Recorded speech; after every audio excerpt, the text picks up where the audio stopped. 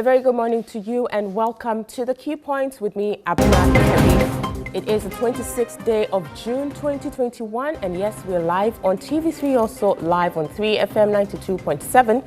Across the globe, we are at 3news.com and also on our Facebook page at TV3 Ghana. On the show this morning, we have two very important matters to look at. We shall start off with a look at the developments around our fight against COVID-19. So it is now official, the most contagious and the deadliest variant so far of the COVID-19 virus, originating from India, known as Delta virus, has been detected in Ghana. Now, this was first announced by the West Africa Center for Cell Biology and Infectious Pathogens at the University of Ghana, Legon, and subsequently confirmed by the Ghana Health Service this week. Now, as of Thursday, the 24th of June 2021, 6 of the Delta variants had been confirmed from samples taken from passengers at the Kotoka International Airport between April and June 2021. Now, while the Ghana Health Service assures Ghanaians that the Delta variant has not been detected from samples taken from the communities, so far at least, the scientific community generally is cautioning against such categorical statements, particularly as there isn't currently much community testing going on. On the show this morning, we shall be delving into this development to understand how it impacts the nation's strategy to contain the COVID-19 virus. And we shall be asking the question whether the detection of the Delta variant of the COVID-19 virus in Ghana is an activation of a panic button for renewed action in our fight against the virus. Then we also turn our attention to judgment debt. Yes, that subject has resurfaced, and of course news of another judgment debt has got the whole nation ruffled up again. Now, this judgment debt we're talking about is many times more than what was paid Alfred Agbeshi-Woyome, Isophoton and Waterville, supposedly for the abrogation of contracts for the construction of stadiums for the 2008 African Cup of Nations. Now, whilst issues around the judgment debt paid to Alfred Agbeshi-Woyome remain to be resolved in terms of the recovery of the monies paid him, Alfred Agbeshi-Woyome, we have another situation on our hands now. And we are talking about a $170 million judgment debt. How did this come about? We shall be interrogating this issue into some detail, particularly as it relates to how we are managing the public purse. Lots of issues to be gone into right here on the Key Points. So these are the matters we tabled for conversation this morning, but also we shall be touching on matters got to do with the Fix the Country campaign, particularly as developments in court yesterday put things in a different perspective. We shall be interrogating that as well. But these are the matters we tabled for you this morning. You don't want to miss any part of it. We encourage you to stick and stay with us. We'll take a break. When we come back, we delve straight into COVID-19 matters and the Delta variant that has been detected in Ghana. This is the Key Points. Stay with us. We'll be right back.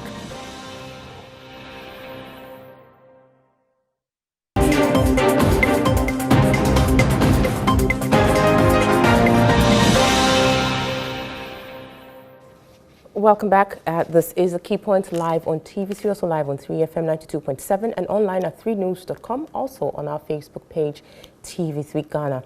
So we'll be going straight to look at the issue about COVID-19 and the fact that the Delta variant, which is the most contagious and the deadliest of the COVID virus variant so far, has been detected in Ghana. We shall be interacting with the relevant authorities in respect of this issue. But before that, Mr. Chacha Chikata has been speaking and he has touched on the ongoing Fix the Country campaign. He indicates that the sentiments being expressed by the people of Ghana within the context of the Fix the Country campaign echoes those of the 70s. Let's take a listen to him.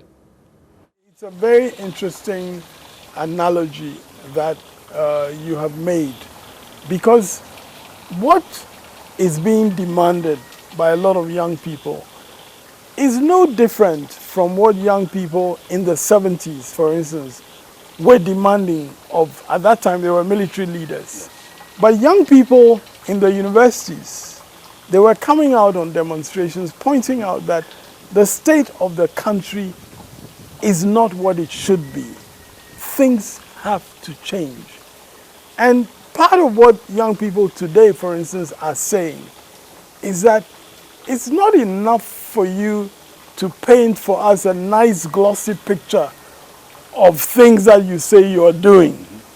The economy is great, everything is good. Because the experience that they have on the ground as young people, you know, when they graduate from university, they don't have a job.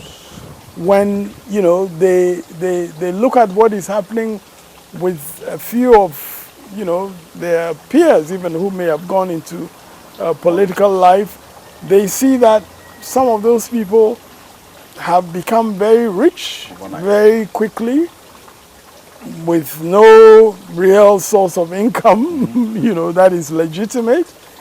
And so young people are seeing some of these things directly. So they are not going to be taken in by the glossy accounts of everything being rosy, everything being perfect. Because they experience the truth. That's right.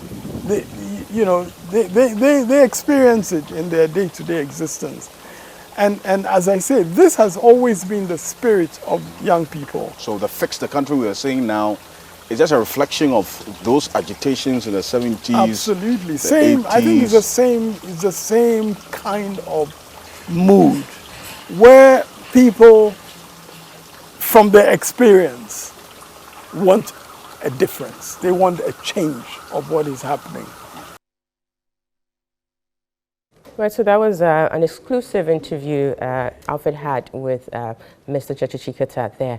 But let me also remind you that yesterday the Fix the Country campaign was in court, and an application that was brought by the police seeking to restrain them from going on a demonstration has been refused. And so let's look at that space for some more developments, because it really is becoming interesting there. We'll be interrogating matters as and when they come. But we move straight into the discussion about COVID-19. I have in the studio with me Dr. Yao Bediako. He is an immunologist and a research fellow at the West Africa Center for Cell Biology of Infectious Pathogens at the University of Ghana. Good morning, Doc. It's good to have you. And on Zoom, we have also been joined by Dr. Franklin Asiedu-Bekwei. He is the Director of Public Health with the Ghana Health Service. Good morning, Doc. It's good to have you. I hope you're doing well. Good morning. I'm fine. Good. So we'll start off with you, Doc. This week, the Ghana Health Service confirmed what the West Africa Center for Cell Biology and Infectious Pathogens had announced earlier, that there had been a detection of the Delta variant of the COVID-19 virus in Ghana. You actually state that as of the time you were making that statement, which was the 23rd of June, there were 6 counts of that variant in the country. Do we still have the 6, or it's been increased? What's the current count, if you can inform us accordingly? Thank you very much. And good morning to your viewers and listeners. And good morning to Yao. Yes, so apparently, Ghana Health Service, we get the data from Noguchi and where Yao works. Doc, I'm sorry, but I'll have to cut you here because we don't have, the picture we're getting is not the best. We'd need to have you reposition yourself. But in the meantime, I would want to cross over to Doc, who is here with me in the studio. Sorry about that. We'll be coming back to you. We'll need to get the picture resolution correct so we, the viewers can have a better appreciation of that. But Doc, yes. So this news about the Delta variant being detected in Ghana actually came from your center initially, and then the Ghana Health Service confirmed that subsequently. Let us understand what kind of variant of the COVID virus we're dealing with. Okay, so, well, thank you for having me. The variants, when we talk about variants, they are basically forms of the virus. Now, over time, the virus picks up mutations. I think from the beginning of this pandemic, some of us have always been talking about the virus frequently mutating. Right. So whenever it mutates, you have the creation of a new variant. It's still SARS-CoV-2, but at certain positions in its DNA, the nucleotide or the letter that codes for that area would now have changed. Now, so we have several variants. I mean, in Ghana alone, I think if you were to count over the course of this pandemic how many variants we have actually identified from the sequencing work we have done, it will be more than 20. But that is nothing unusual. Like I said, the virus mutates quite frequently. So whenever it mutates, you have a new variant. Right. However, there are certain variants that are particularly important or particularly of concern based on where the mutations occur. So if you think of the virus as the genome of the virus as being a long strand of DNA, different mutations will affect the virus in different ways. Some will not really change the behavior of the virus, and so you don't really worry about those. And some can make the virus more transmissible, so more easy to infect different people.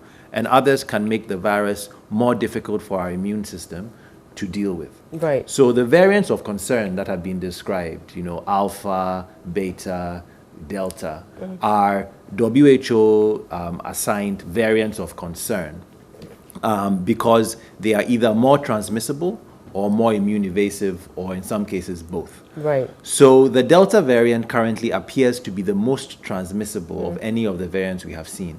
Early on in this November, December of last year into January, we were talking about the UK variant, which is now called Alpha. Now that variant at the time was the most transmissible. Okay. It turns out Delta is at least 2 or 3 times more transmissible than that one. Very well. Doc, let me cut you there and quickly cross over to Dr. Asiedu Bekwe, because, Doc, can you hear me? Yes, I can hear you. Great. Yeah, so there's a much, much better picture. Yes, if you may continue with your submissions, trying to understand exactly what the count is in terms of the Delta variant of the COVID-19 virus. Yeah, so apparently, let me say that what we do as a country is by our protocol, when you enter the country, you are expected to enter with a PCR test. So you without being negative, you cannot enter. So you enter into Ghana, and then in Accra, you do an antigen test. So when you do antigen test and you are positive, then we now do the genetic sequencing or the analysis, which is done by their facility and then the Gucci. But then what is done is that it is not like case by case basis. So they try to batch it. So you get like a number of samples and then they do the analysis. So that process started somewhere in April. And then as at June, we had gotten a reasonable number of cases. And as you have said, majority of them are actually the UK strain or UK variant. And then we have this 6 of the Delta. So for us, because we are not doing what I would say case by case, what we do, we assume that the Delta may be in the country. But the finding by the group is that it is detected at the airport. So these are not cases that entered. But fine, it may be possible some has entered, but we are not so certain. But if you are looking at the data from the Ghana Health Service, we had like a big surge somewhere in late January to somewhere in middle of February, and then it declined, and then somewhere like April to now, we have kind of plateau. But for the past actually 2 or 3 weeks, we've seen a gradual increase, which is not very typical of the attributes of a Delta. So though we are not saying the Delta is in or not, for us, we assume that we have Delta in the community. So we are working with that presumption that Delta may be in the community, though we do not have the evidence that is in the community. For us, one thing which was critical is the statement that was made that the Delta does not respond to the vaccines that we have administered. And that's why we came out with our press statement that no, that is not the issue. Because clearly, if you look at the information that was given, that was the basis for the statement. Let me catch you here. Before we go into the vaccine issue, let me go back on something you said, which had to do with the fact that the GHS is saying that, or you're working on the presumption that the Delta variant is in the community. That would be quite contrary to what, the statement released earlier on in the week suggested, where the GHS had indicated that samples taken so far from the community do not disclose the presence of the Delta variant in the community. So question is, what has changed, between the time the statement was issued and now that you're saying that you're working on the presumption that the Delta variant is in the community? If you could let us understand that. No, nothing has changed. You see, we are talking about evidence. We do not have the evidence that the Delta is in the community. But you can make an inference that it's possible it's in the community, because clearly people can come to the country and they'll be incubating. So they'll be negative at the airport, but they can become positive in the community. So, nothing has changed. It's the same statement we are making. If in terms of evidence, we do not have evidence that you have Delta in the community. But based on your inference, you can say that it's possible it's in the community. But what we are saying is that normally, if you have a very efficient virus like the Delta, you are most likely to see a very high surge in the cases. But our data doesn't really show that much. But for us, it is not the issue. We are saying that we are assumption that we could have the Delta in the community. But though there's no evidence of it in the community. Very well. Now, given that background, what are we doing about education? Because it looks like people are being a bit relaxed about the whole protocols, face masks not being worn as much, a bit of social distancing not being respected, and hand washing I don't think is being complied with as much as we saw it in the past. So given what you're saying now, the possibility that it could be in the community, what is the Ghana Health Service doing about that aspect about preventing the contraction of the virus? We actually like the discourse going on, because it brought to bear to the average Ghanaian that the pandemic is not over yet. You see, Ghanaians look at the dashboard. They look on the GHS dashboard, and they see that they are seeing 29 cases and 30, and they think that it's gone. But the presence or the information about the Delta is trying to awaken us that we are not out of the woods yet. So we are now heightening our awareness patient. And that's where we were very much enthused when the Ghana COVID-19 Trust Fund actually adored and brand ambassadors. You see, we need to have a collective approach to this idea of COVID in the country. So we, as a service, we have actually sensitized our staff. Reasonable number of health workers, some having got infected when we had a second wave.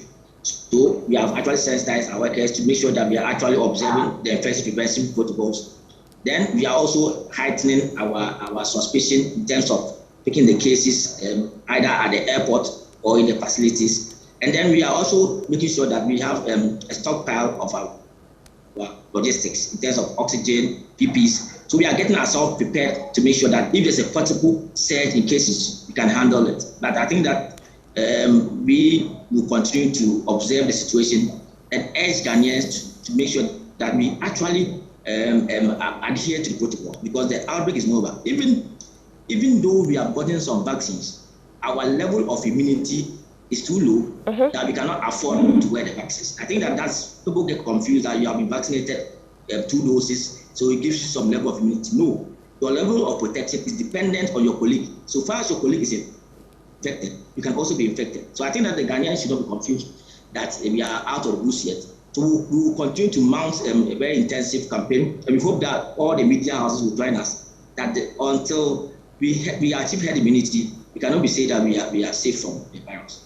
Right. No question again about the detection of the variant even before it comes into the community in a large scale. What are we doing about the other points of entry? Because your statement suggested that the samples taken were from the Kotoka International Airport, from passengers arriving at the Kotoka International Airport. So it raises concern about possible entry points for the virus in other around other borders. What is being done about that? Because if those borders are not also secured with stringent protocols to ensure early detection, perhaps we would be running at a risk. So let us understand, is there anything being done around other borders to ensure our safety? Yes, so apparently, And Doc, if you could technically, kindly tilt your monitor a bit, because we're losing you. We can't. Your face is being cut off gradually. see, I'm at the airport, and I don't know, is it better? Yes, I think we can work with this. Yes, thank you. Yes, this is better. Way Yes, better. so, okay. So the issue is that by the executive instruments, all port of entries are closed except the airport. So what is happening is that the other port of entries, whether it's sea or land, are actually in charge of immigration. So they are crossing them is illegal because they are closed, and that is the issue. But So we what we know do is that they are that not closed. no, so that's how come the immigration and the customs and national security are actually in charge of the port of entries, and they are helping to complement the efforts of port health staff. Clearly, we have about 57 approved port of entries in the country, but not all of it has port health staff. So our activities are complemented by immigration and customs and national security, and they ensure that people do not go across it. You see, there are discussions whether we should actually open our land borders, but the issue is you look at the threats in your neighboring countries, and then the cost of doing tests. So those influences the idea whether we should open it. But those are Right. discussions that will go on. But for now, the port of entries on the ground is legally closed. Right. Now, looking at, I mean, if there's anything there's consensus about in Ghana is the fact that our borders, the land borders, are very porous. I think that is, I mean, it's not up for debate. We do know that they are porous. So clearly, there's a possibility, like you said, that the variant, the Delta variant, may have come in. And perhaps that's why the GHS is working on that presumption. So what can be done in the immediate term to ensure that, you know, we curtail the possibility of this thing getting out of hand? So one thing that we have done, you see, if you look at the cases that we are getting from the airport, somewhere last month, we were getting a reasonable number from India and then United Arab Emirates and Turkey. Currently now, particularly for the month of June, most of the cases coming through the airport are from neighboring African countries, particularly Sierra Leone and Liberia. So we have actually intensified our surveillance at the coastal areas. So like people, the fishermen and all those people coming in, the local community is sensitized to be able to detect people who are coming in so that we can be able to detect cases early and respond to it. So that's one way that we are hoping to be able to catch cases which will occur. As I said, the land borders are actually being manned by the immigration and national security, and hopefully they are doing their maximum best. Very well. Doc, now lastly, before you go, the Ghana Health Service came subsequent to the West Africa Center for Cell Biology let me check it's quite a lot, Dr. Bediako. Infectious pathogens. Yes, for cell biology of infectious pathogens, announced the detection of the virus first before the Ghana Health Service did. It's a bit curious. Why did that have to happen? I mean, the expectation was that the Ghana Health Service would have done that and, you know, put the record straight rather than have, you know, WACPIP or WACBIP come up with that announcement. What do you say to that? So, as I said, Ghana Health Service doesn't do those kind of tests. So those tests are done by WACBIP. But you collaborate, don't you? Yes. So what they do is that when they do the test, they give us the results, and clearly, reasonable number of time, most of the pathogens have been the alpha, and then fine, and so we keep it, and then try to respond. And let me say that we are now trying to see whether we can do real time genetic analysis. So that in that case, if you are positive, we want to see what variant you brought. But now what is being done is a kind of a batch. So you about 100 people come in for like 2 weeks, and then the test is done or the analysis is run, and then they come back to say that, oh, we have found some of them as Delta. So that's why going forward, what you're trying to do is that can we do it real time so that maybe a day or two you can be able to link the case to that analysis. I mean, that one will help us to better follow up the case. But the way it's being done now, By the time it comes, the case would actually have been discharged for. So that's what I'm saying. We are working with an assumption that it's possible the Delta is in the country, because we are not linking the response to cases. And so for us, I don't think that we delayed in telling the Ghanaians or whatever. Let me be clear. When it comes to the non-pharmaceutical interventions, it doesn't matter whether you are alpha or beta or delta. It's the same. So our interventions is make sure you are wearing your face mask at all times. Make sure that you are washing your hands with soap and running water. Keep social distancing, and that one doesn't depend on the variant that you are handling. Very well. Let me before you go, Dr. Asiedu Bekwe, let me announce that we've been joined on Zoom by Dr. Thomas Winsum Anaba. He's Executive Director of Africa Center for Health Policy Research and Analysis. Good morning, Doc. It's good to have you. Good morning to you, and good morning to your cherished listeners and my co-panelists, the two doctors. Great. Zoom and very well. So, Dr. Franklin Asiedu Bekwe, I think we can let you go because we know you're traveling. And thank you so much for your time here and the perspectives you've shared with us. We do appreciate that. Dr. Franklin Asiedu Bekwe is the Director of Public Health, Ghana Health Service. We have to let him go now because he is en route making a journey. But there are a number of questions that we still have to resolve, and Dr. Bediako is here, and Dr. Winsum Anaba is also here. Dr. Winsum Anaba, if you can hear me, kindly let us have your reaction to this news about the detection of the Delta variant of the COVID-19 virus, which we understand to be the most contagious and the deadliest.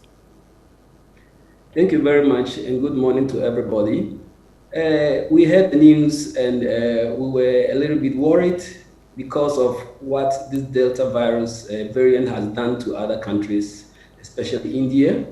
And we really appreciate the hard work done by the WAPC for trying to do the transcription of this for us to know which type of variants we have in Ghana. What is worrying that we are not very happy is that it appears Ghana Health Service and then the West African Center are working in silos. They come out with an information, and then Ghana Health Service comes out with an information.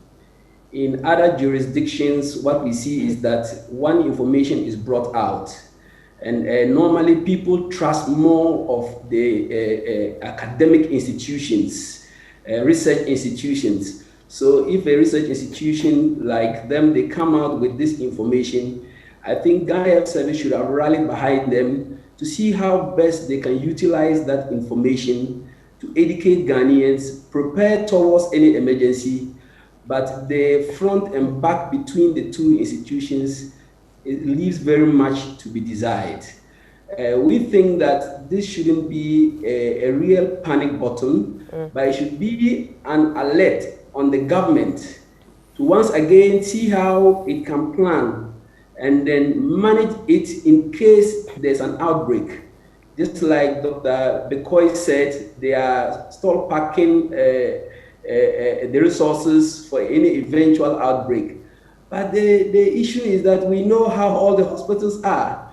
Where are they packing all these things? Where are they packing the oxygen? Where are they packing the PPEs and then the rest that we don't know? For a fact, my take on this initial comment is that Ghanaians should be very worried about this new variant. It is neither here nor there that the virus is in the system or it is not in the system. From scientists' point of view, and you have just mentioned it, we don't control all our entry points. And from what Dr. Bekwe just told us, they don't do the sampling in real time. Some of them would even go home before they have the report that, yes, they were Delta variant. This means that there's a possibility that even those they get at the airport could slip through with the pathogen and go and infest other people with it. Remember too that some of the people coming abroad, most of them would have the vaccines already. So therefore, they may be very asymptomatic. Some of them may acquire it on the flight. They will be asymptomatic. You may not test them. They may be negative, and they will go into the general public and transmit it.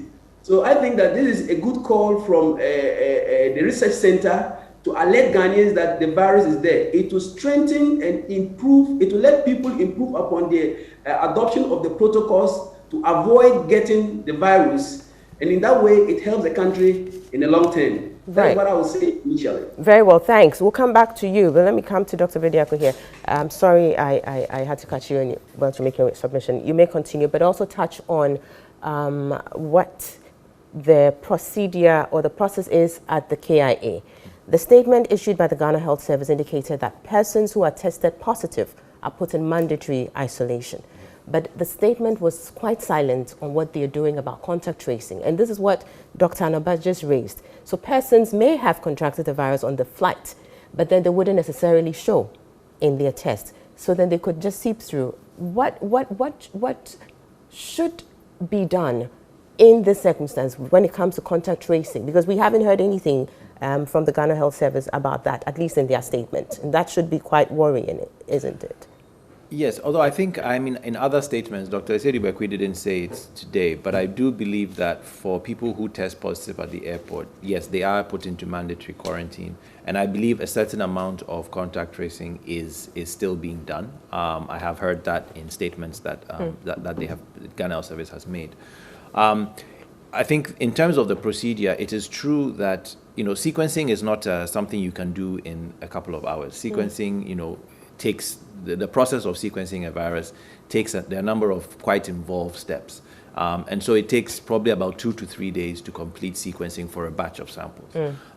Currently, the capacity that we have at WACBIP, which is complemented at Noguchi, I think we have the capacity to do at least a couple of hundred samples a week if we were going at full capacity. Okay.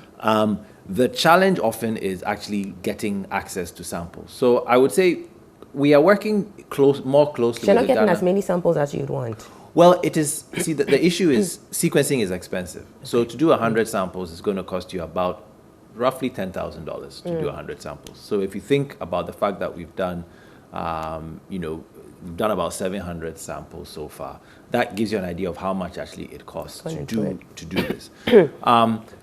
And also, you need access to the sample from the testing center. Right. What we have been trying to do is, with the support now of the Ghana Health Service, we can actually ask testing services across the country to give us a sample of their sample. So if they have done 1,000 tests, maybe they can give us 100 every so often that we can then sequence. So it's important to understand that we don't sequence every single sample, because it would be great if we could, but then there needs to be more resources allocated to sequencing. Majority of the sequencing that has been done by Noguchi or WACBIP is funded by grant money. It's funded by funds that were allocated for research that has been diverted to do COVID. Okay. These are grants from the Wellcome Trust, from the NIH, from the Japanese government. It is not necessarily funded from from the Ghana government. Some of the sampling from the airport has been paid for by the Ghana government, but the majority of the sequencing that has been done so far is actually funded by independent grants that we have. What at the airport, I believe, is happening is majority of people who test positive at the airport now, because of the emergence of the Delta variant, those samples will be sent either to WACBIP or to Noguchi for sequencing. But those people, like we said before, those people have really been captured. Those people, they've tested positive, they are now in quarantine, they're not going anywhere. For 2 weeks, they'll be in isolation. There should be some tracing done of maybe contacts on the plane. But those people, to me, do not really represent the threat. Okay.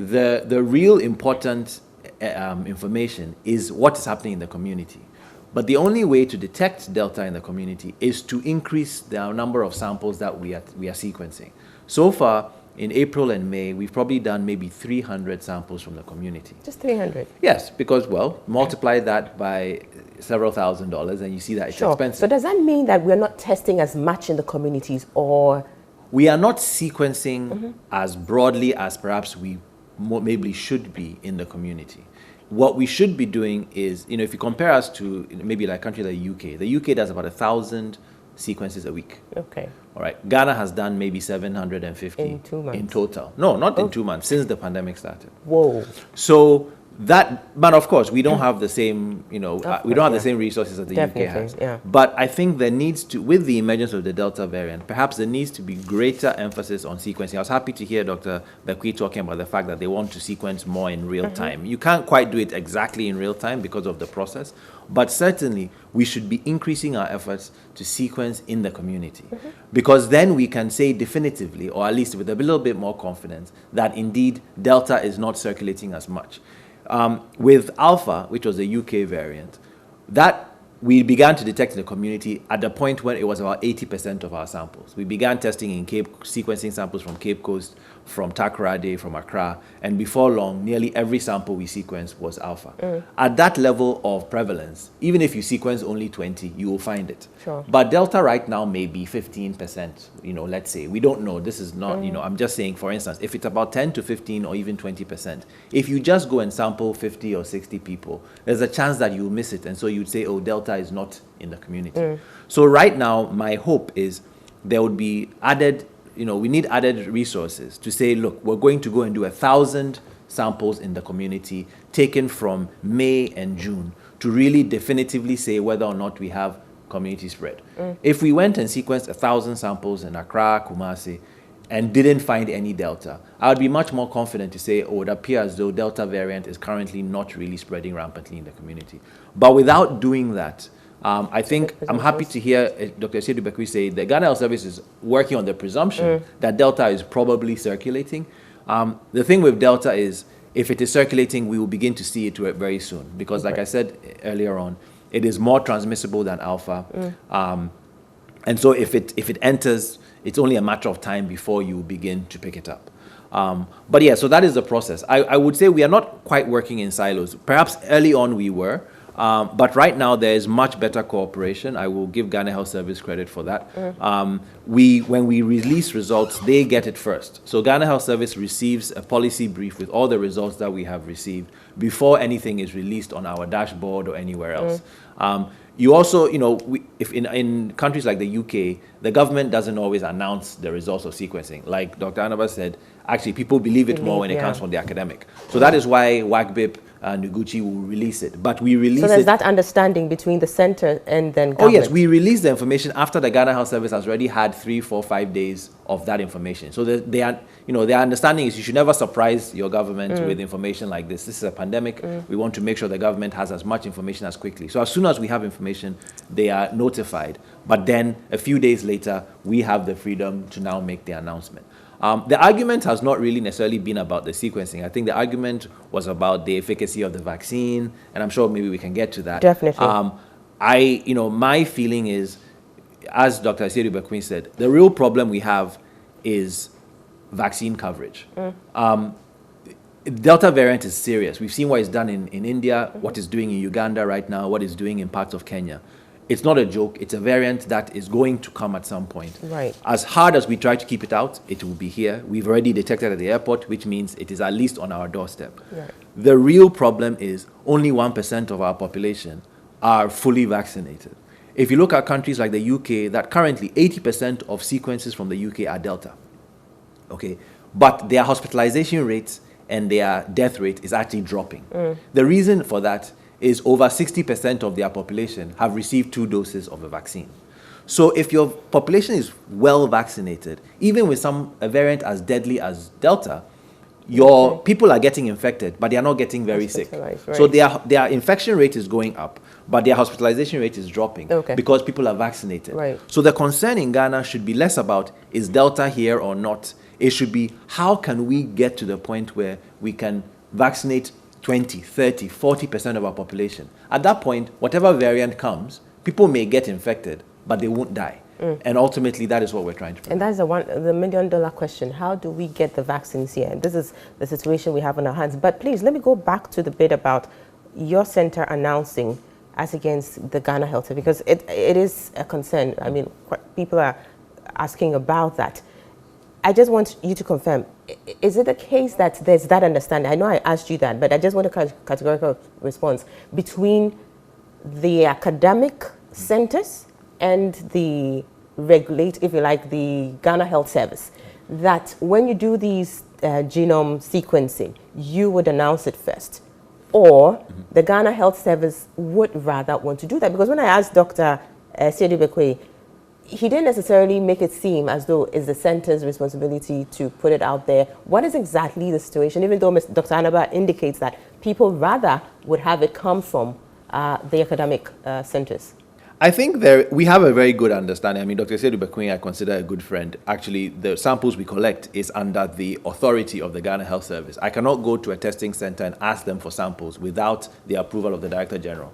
So Dr. Siedu Bekwe and his boss, the Director General, have given us, we actually have a letter of support from them that has gone around to the testing center to say WACBIP and I believe also Noguchi are sort of are authorized to do sequencing. So we are working closely with the Ghana Health Service. Whether there is a clear agreement of who should announce, the idea is we give them first warning, we give them first, the first data that we have. As soon as we have it, Ghana Health Service is notified. Then Ghana Health Service can decide whether this is warranting of Ghana Health Service making an announcement or whether the academics can. Personally, I think, like Dr. Anaba said, it carries certain sort of independent validity. And within our context of so much partisan politicization. As a scientist, I sit here, I speak as a scientist, I don't speak as a political actor. And so it's easier for people to say, okay, the scientist says this. So we think actually it helps with the Ghana Health Service when we take the initiative to announce. But we, like I said before, we never announce anything that they are already not aware of. Dr. Siedu Bekwe, the Director General, they all will receive an email communique with whatever results we have a few days before anything goes live. Right. And so if they think that this is something they want to handle, they can let us know and say, look, we will make the announcement. But I really do think the understanding we have, and I think they agree, is let the scientists announce. If there's something to respond to, they will. Like he said, the response was not so much about the Delta variant. Their response had to do with the argument about whether or not the vaccines that are currently being brought into the country are effective. That was what their statement was meant to sort of deal with, not that we had identified Delta variant. Exactly. They didn't seem to have a problem with that at all. Very well. We'll be looking at the vaccine situation next, but let me quickly cross over to Dr. Winsome Anaba. And let me also have your perspective, Doc, on the situation about our vaccination drive and campaign. And so, to what extent does the status of our vaccination campaign or outcome so far make the detection of the Delta variant, a very disturbing development from your perspective? Yeah, thank you very much again. I think, it's a very disturbing information to know that the Delta is in our country now, whether it's in the community or not. It means that anybody at all could bring it in. And we know very well, just like Dr. Bediako said, we will need the vaccine as a shield to protect Ghanaians. This is the case. We have less than 1 million people vaccinated. Not even all the 1 million have had their 2 doses, because I'm one of them. I haven't gotten my second dose. So it means that if I am exposed to it, then other people are more exposed to it. The only thing that we can do to really minimize the effect of this variant in our country, even the other variants, is to get our people covered with the vaccine, at least get majority of our people covered with the vaccine. And I think this is something that government should not joke with. The issue that they are going to stall pack PPEs and all those things, I would say they should use that money to really rather look for the vaccines, because we need to get people immunized against it, so that in case they get infected with any of the variants, especially the Delta variant, then they shouldn't go to hospital and require hospitalization, which of course we all know our hospitals have suffered a lot. The economy is not that very good. So resources to man those critical care units is going to be a challenge, and it will lead to a lot of mortality. So vaccination should be the drive now, and then resources for the center to be able to do more sequencing should be done, because as he said, they are getting their resource, their funding from not from government, but from donors. It means that if government really wants to know how the Delta, the extent of the Delta in Ghana, he needs to provide funding for the research center and do some sampling across. Because as I sit here, I know of patients, we know of number of samples that have been discarded internally, that were not even, they didn't even conduct a test on them to see whether they were positive or negative. Meanwhile, patients had symptoms. Some of them have died. So government still continue to provide the resources for the research centers, including the WAPC, so that they would be able to do more sequencing, like you said, to authenticate the veracity of the spread of the variant in the country. That is what I would say. Very well. Let me back to you, Dr. Bediako, here on the vaccine situation. So AstraZeneca, there's Sputnik V, and of course that came with a whole lot of controversy, which, you know, I don't think we've even resolved that yet. But we, just around the time the Sputnik V came in, I think just a week before that or so, we were informed that government had gone into, you know, some arrangement for the Johnson & Johnson vaccine as well. Clearly, we find ourselves in a very difficult position, and compounded by this new detection of the Delta variant. So in terms of government's attempts or efforts, what can you say about that to get the vaccines? Well, it's very difficult. I mean, I think Ghana finds itself, you know, we find ourselves in a position that is shared by many African countries. I mean, the news media, in fact, the cover of the Lancet, which is sort of the leading medical journal, talks about vaccine inequity. I think, you know, on the one hand, there is a serious social justice issue that is happening right now around the world, where wealthy countries are stockpiling vaccines and less wealthy countries are paying the price. That is something that will probably be debated for many, many years post the pandemic. However, you know, I guess as countries like ours, what we need to, you know, it's unfair, but it is the way the world works. I guess everybody, as a young child, you're told life is not fair, right? So I think we have to think of we have to exhaust all our possibilities to try to get vaccines. I think Ghana has actually done better than many of our surrounding countries. But it still is not, you know, we can't rest on that. Exactly. We cannot say we are better than Togo, we are better than Ivory Coast. That's not a yardstick. At the end of the day, if you only have 1% of your population fully vaccinated, people are at severe risk. And when variants like Delta enter the country, people potentially could get very sick. Right. So I think the argument has to shift away from why are we getting this vaccine versus that vaccine. Right now, I would take nearly any vaccine. I mean, I think, yes, certain vaccines have been shown to have slightly better efficacy than others. But all the vaccines that have so far been approved by the WHO or by the European Medical Agency at least have hit a threshold of over 50%. And so right now, we cannot afford really to be choosy. We have to, you know, whether it's using our diplomatic negotiations, our diplomatic channels, whether it is by directly purchasing some of these vaccines. I mean, obviously, you don't want to be fleeced and you don't want to spend too much. And we have to go through the appropriate channels to get the best price. And that is not my area of expertise, so I'll leave that to the economists and the procurement experts. But the bottom line is Ghana has a serious problem of access to vaccines. And that should be what we talk about. We should spend less time arguing about Delta or not Delta or AstraZeneca versus Pfizer and just accept that right now our people are not fully vaccinated. And we need to have clear communication on the importance of vaccination so that when we do get vaccines, people are not hesitant. We need to have clear communication on the current risk. So as we are trying to get vaccines, we have to reinforce to our populace that till we get the vaccines, life is not going back to normal. Masks are going to have to be worn. Hands are going to have to be washed. Social distancing, which is one, you know, we seem to like the mask and the hand washing, but when it comes to social distancing, that is to me where we fall flat. Mass gatherings we cannot go back to the way we were. We cannot have massive funerals or weddings or church services where people are not socially distanced. The bottom line is, till we have vaccinations, we cannot look at Europe and North America where they are saying you don't need to wear a mask anymore, or you can go back to having parties, or cinemas are reopening. In Ghana, we don't have the luxury of doing that because we haven't yet been able to vaccinate our people. Just 1 million, under 1 million in fact. Exactly. So to me, it should be a simple calculation.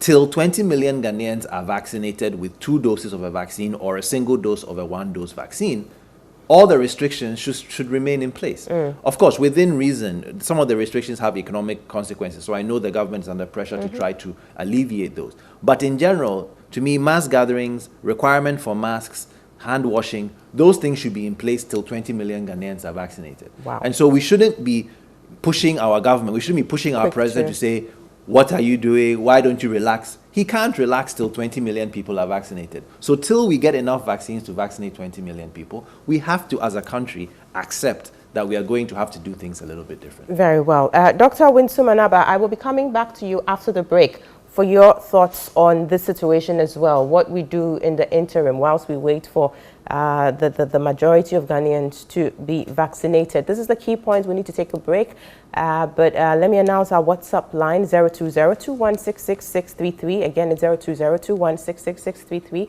I will display it on the screens shortly, so you can send through your messages to us, and we'll be happy to share them with the rest of the world.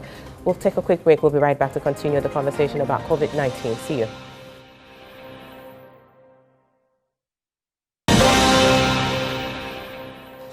Welcome back. You're still watching and listening to the Key Points live on TV3, also live on 3FM 92.7, online at 3news.com, also on Facebook at TV3 Ghana. So we're having a conversation about COVID-19, particularly the detection of the Delta variant in Ghana. And that was reported by the West Africa Center for Cell Biology of Infectious Pathogens and confirmed subsequently by the Ghana Health Service. In the studio with me, we have Dr. Yao Bediako. He is with the West Africa Center for Cell Biology of Infectious Pathogens. And on Zoom, we have Dr. Thomas Winsome Anaba. He's Executive Director, Africa Center for Health, Policy Research and Analysis. So yes, Doc, can you hear me? Yes, please, I can hear you. Good. So again, before the break, you heard Dr. Bediako talking about, what should be done or what the focus should be in terms of this whole dealing with the new, the Delta variant and all of that. I want to have your perspective on that as well. This discussion about the vaccines that we have and its efficacy or its effectiveness, and perhaps we should be looking at the more efficacious ones like the Pfizer's, Moderna and stuff like that. But Dr. Bediako is saying that given the kind of situation we find ourselves and how very limited options we have, perhaps we should take what we have, what we can lay our hands on as, the interim measure, and then pursue greater, if you like, more efficacious vaccines. Your thoughts? Thank you. I think I agree entirely with Doctor with his submission regarding which vaccine one should take. We don't have a choice, but besides that, scientifically, all the vaccines that are currently in existence are effective against the pathogens.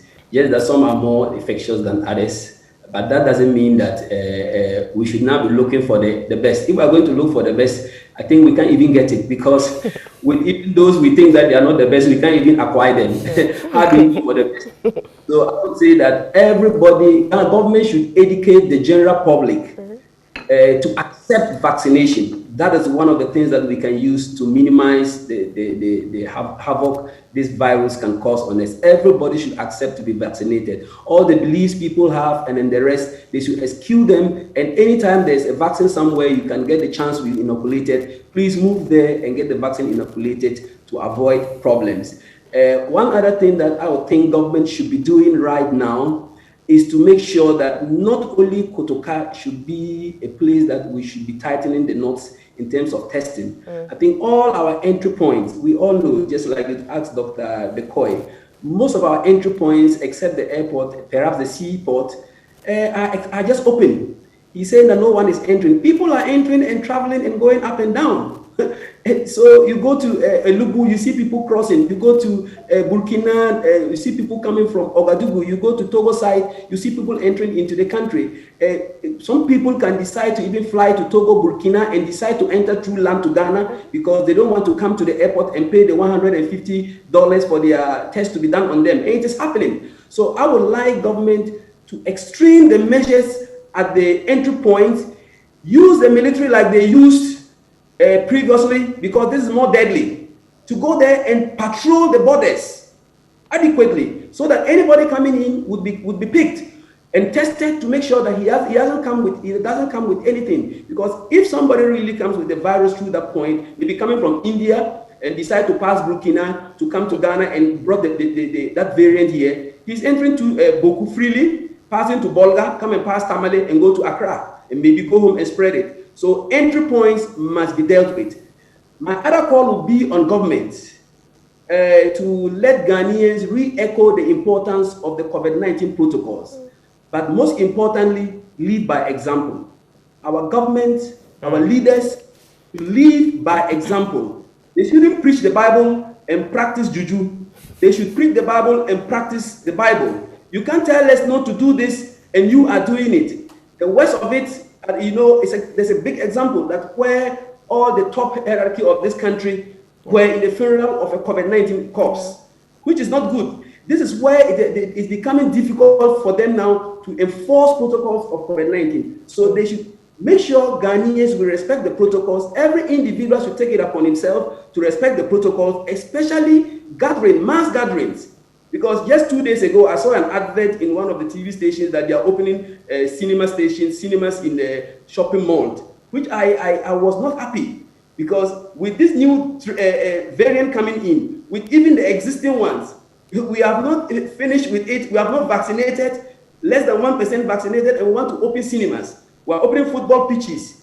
We saw what happened in Kumasi and St. John's Federal. We know the numbers that are coming up in Kumasi right now. So let's make sure everybody respects the protocol, including our leaders. The most important thing is for government to get the cabinet just talk about vaccine. They should talk about however they will do to get the vaccine. Whether they will buy, whether they will go cap in hand begging, whatever they will do to get the vaccine for Ghanaians. We think that that is the ultimate goal that can prevent the spread of the existing variants that were already here and the new variant that has come. So government should they ignite the process of doing whatever it can legally to get us a vaccine without any further delay. Very well. Now, to that point, let me ask this. You're saying government should do whatever it needs to do to get it. Yes. Would you then say what government did regarding the Sputnik V, which generated some controversy a couple of weeks back, perhaps is justified then? I will tell you, I've never agreed with it, and I will not agree with it today, because at that price, it was too much. Besides that, information gathered is that all the what they told us were palpable, were not facts. That Prime Minister was contacted, that the ambassador, deputy ambassador, which a title that doesn't exist in the Russian embassy, was contacted, and that they had to use a third party. That to an extent that the Russian government does not respect the sovereign state of Ghana, but rather respect a private businessman to come and do business with it to get vaccine before Ghana can get some to acquire. I think this would cause a stir between Ghana and Russia, and we think that by now government is running behind the curtains to make amends, because that price we all know cannot be true, because more than 14 African countries have acquired those vaccines from Russia, and they bought it below $10. So they can't for now tell us that it's only Ghana that we wanted it and Russia refused. What have we done to Russia? Have we got a diplomatic mission in Russia? Haven't they got a diplomatic mission here? How many people have been trained in Russia by Russians, free of charge for Ghana? And when it comes to life and death, Russia will tell us that go and bring a private person to negotiate for us. That story cannot be taken by anybody. We think that the research and investigation must be conducted into this, because to some of us, it was just a palpable daylight, let me say, robbery. Very well. Doc, on the Sputnik V issue, because that comes within the context of us trying to source, vaccines and all. When you look at the pathways for government, you're looking at COVAX, you're looking at the AU system, and then there's the bilateral dealings, or go onto the market. These are the four. Are there any other that I've missed? No, I don't think. I think those. Right. Those are. And so COVAX has its own issues. AU, nothing to write home about necessarily. You have bilaterals. We're being told that that is on a different level because they are protecting or seeking to protect their citizens first before any other person comes in. How much of an option does government have in this regard in terms of moving forward? Yeah.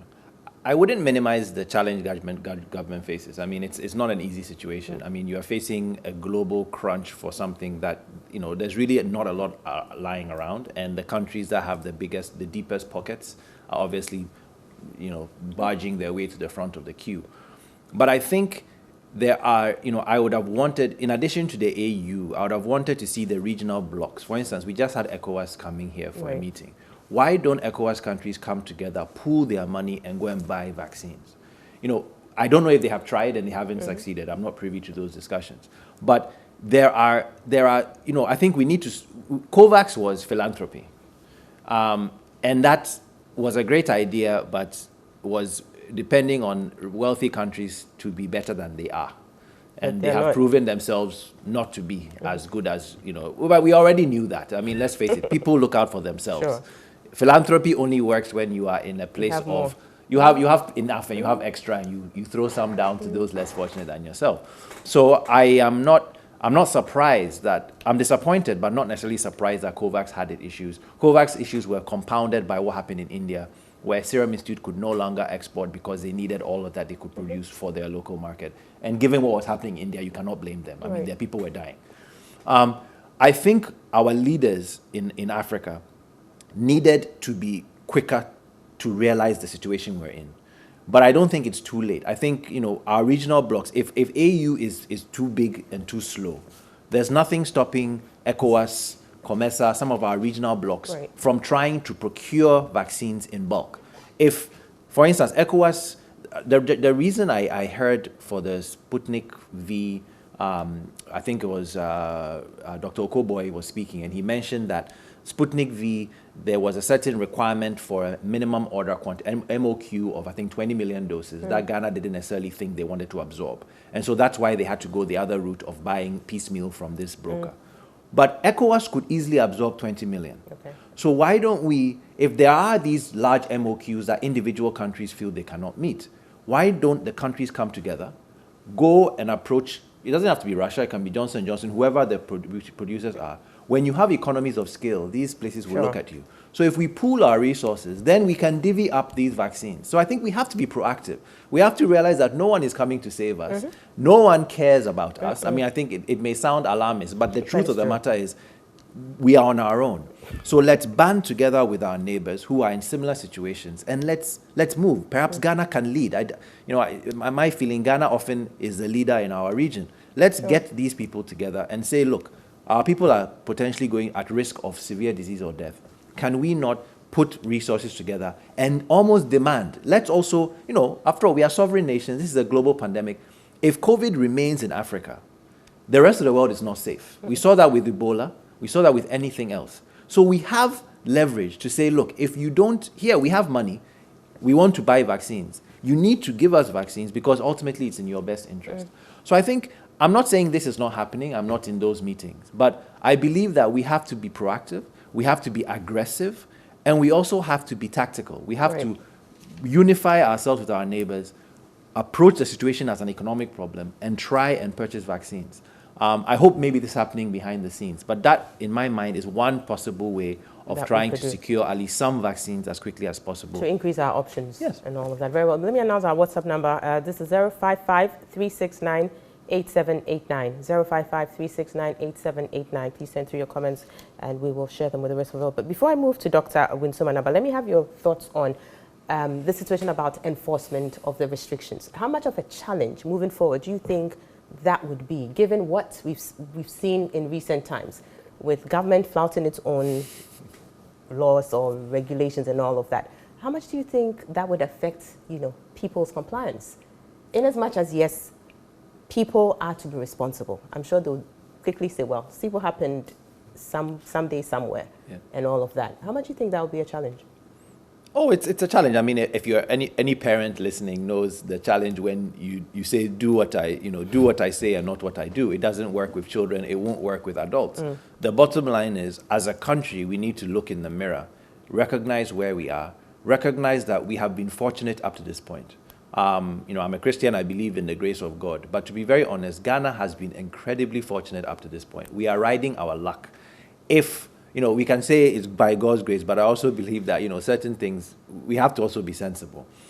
With the Delta variant sweeping across Africa, we have to look in the mirror and realize that vaccination has not gone the way we hoped. By now, I think we hoped to have done at least 10 to 15% of the target. We haven't done it yet. We need to look in the mirror and say we need to just tighten our belts and do what we can to get vaccines. But in the meantime, do the right things as part of the protocols. We keep bashing Ghana Health Service, but their message has been consistent. Dr. Siri Bequin has always been saying, masks, Director General, masks, gatherings. But you're right, when our leadership flaunt the rules, it makes it difficult for anybody to. So I think as a country, we all have probably been complacent. We cannot just blame just the leaders. We've all done things that we probably shouldn't have. But I think as a collective, it almost calls for a collective reawakening as a country to really take the guidelines seriously, from the top all the way down to the bottom.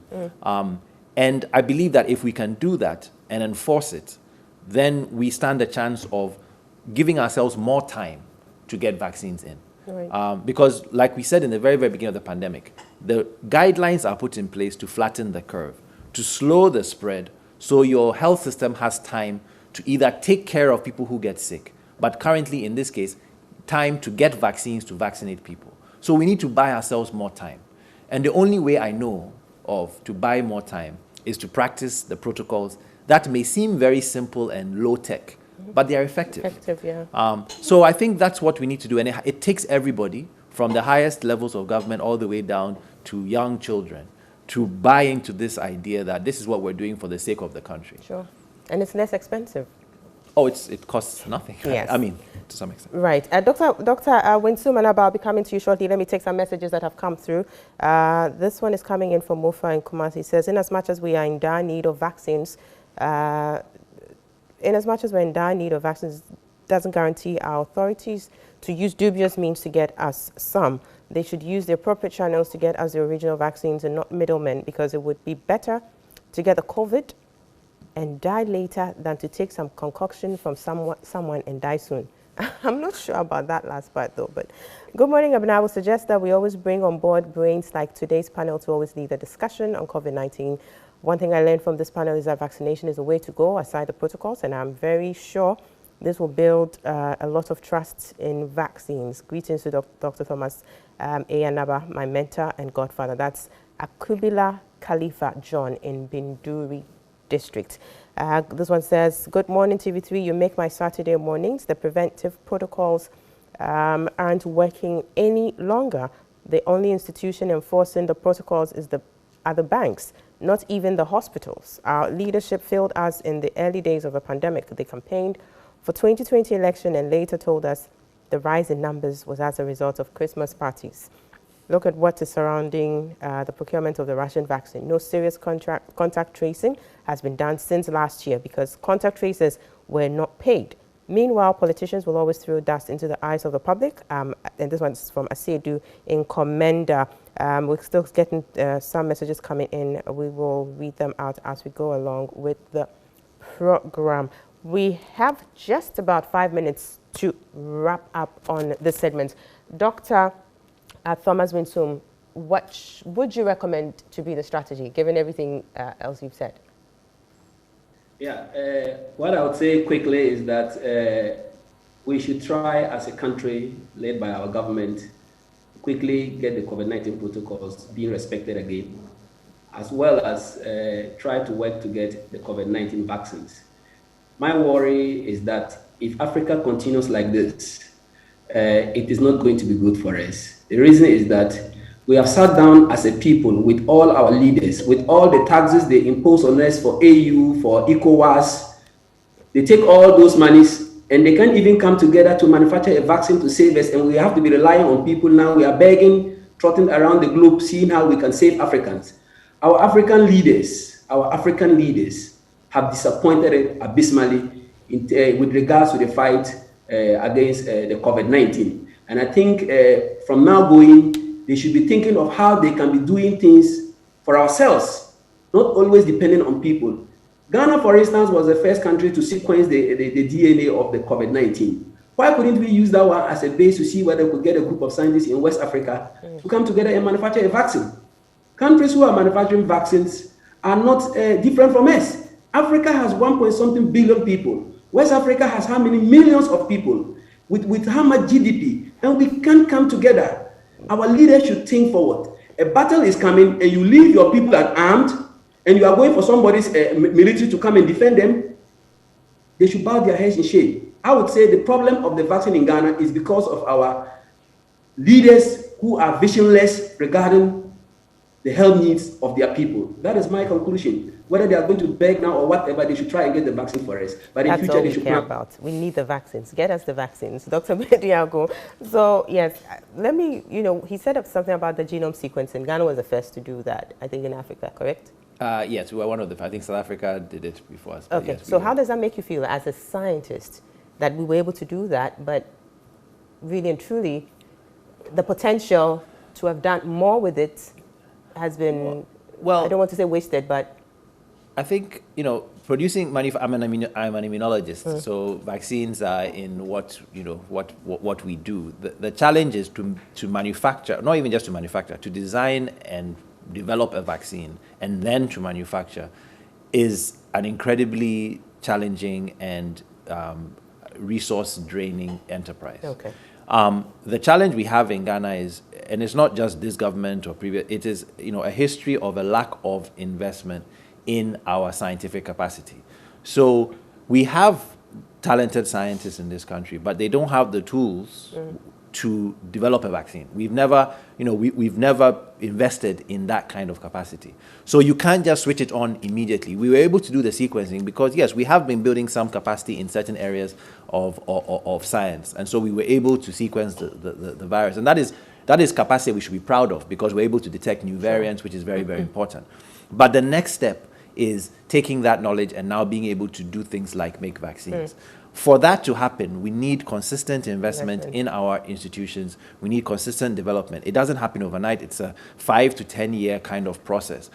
So we can't do it right now, but what we can do is to use this as a teaching moment, a learning moment, to make sure that the next disaster, the next pandemic, we are not caught in the same situation. Because it would be tragic if in 15 years something else hits and Ghana is still going out looking for vaccines. Then it will really be a failure. Right. But I think what this shows us is we have talent in this country. We have people who can do it. But we now need to intentionally invest. Once the dust settles and we have vaccines and we're all okay, we need to now invest in building research capacity in this country in order to be more self-reliant. Very well. In 30 seconds on this Delta variant, conclusions.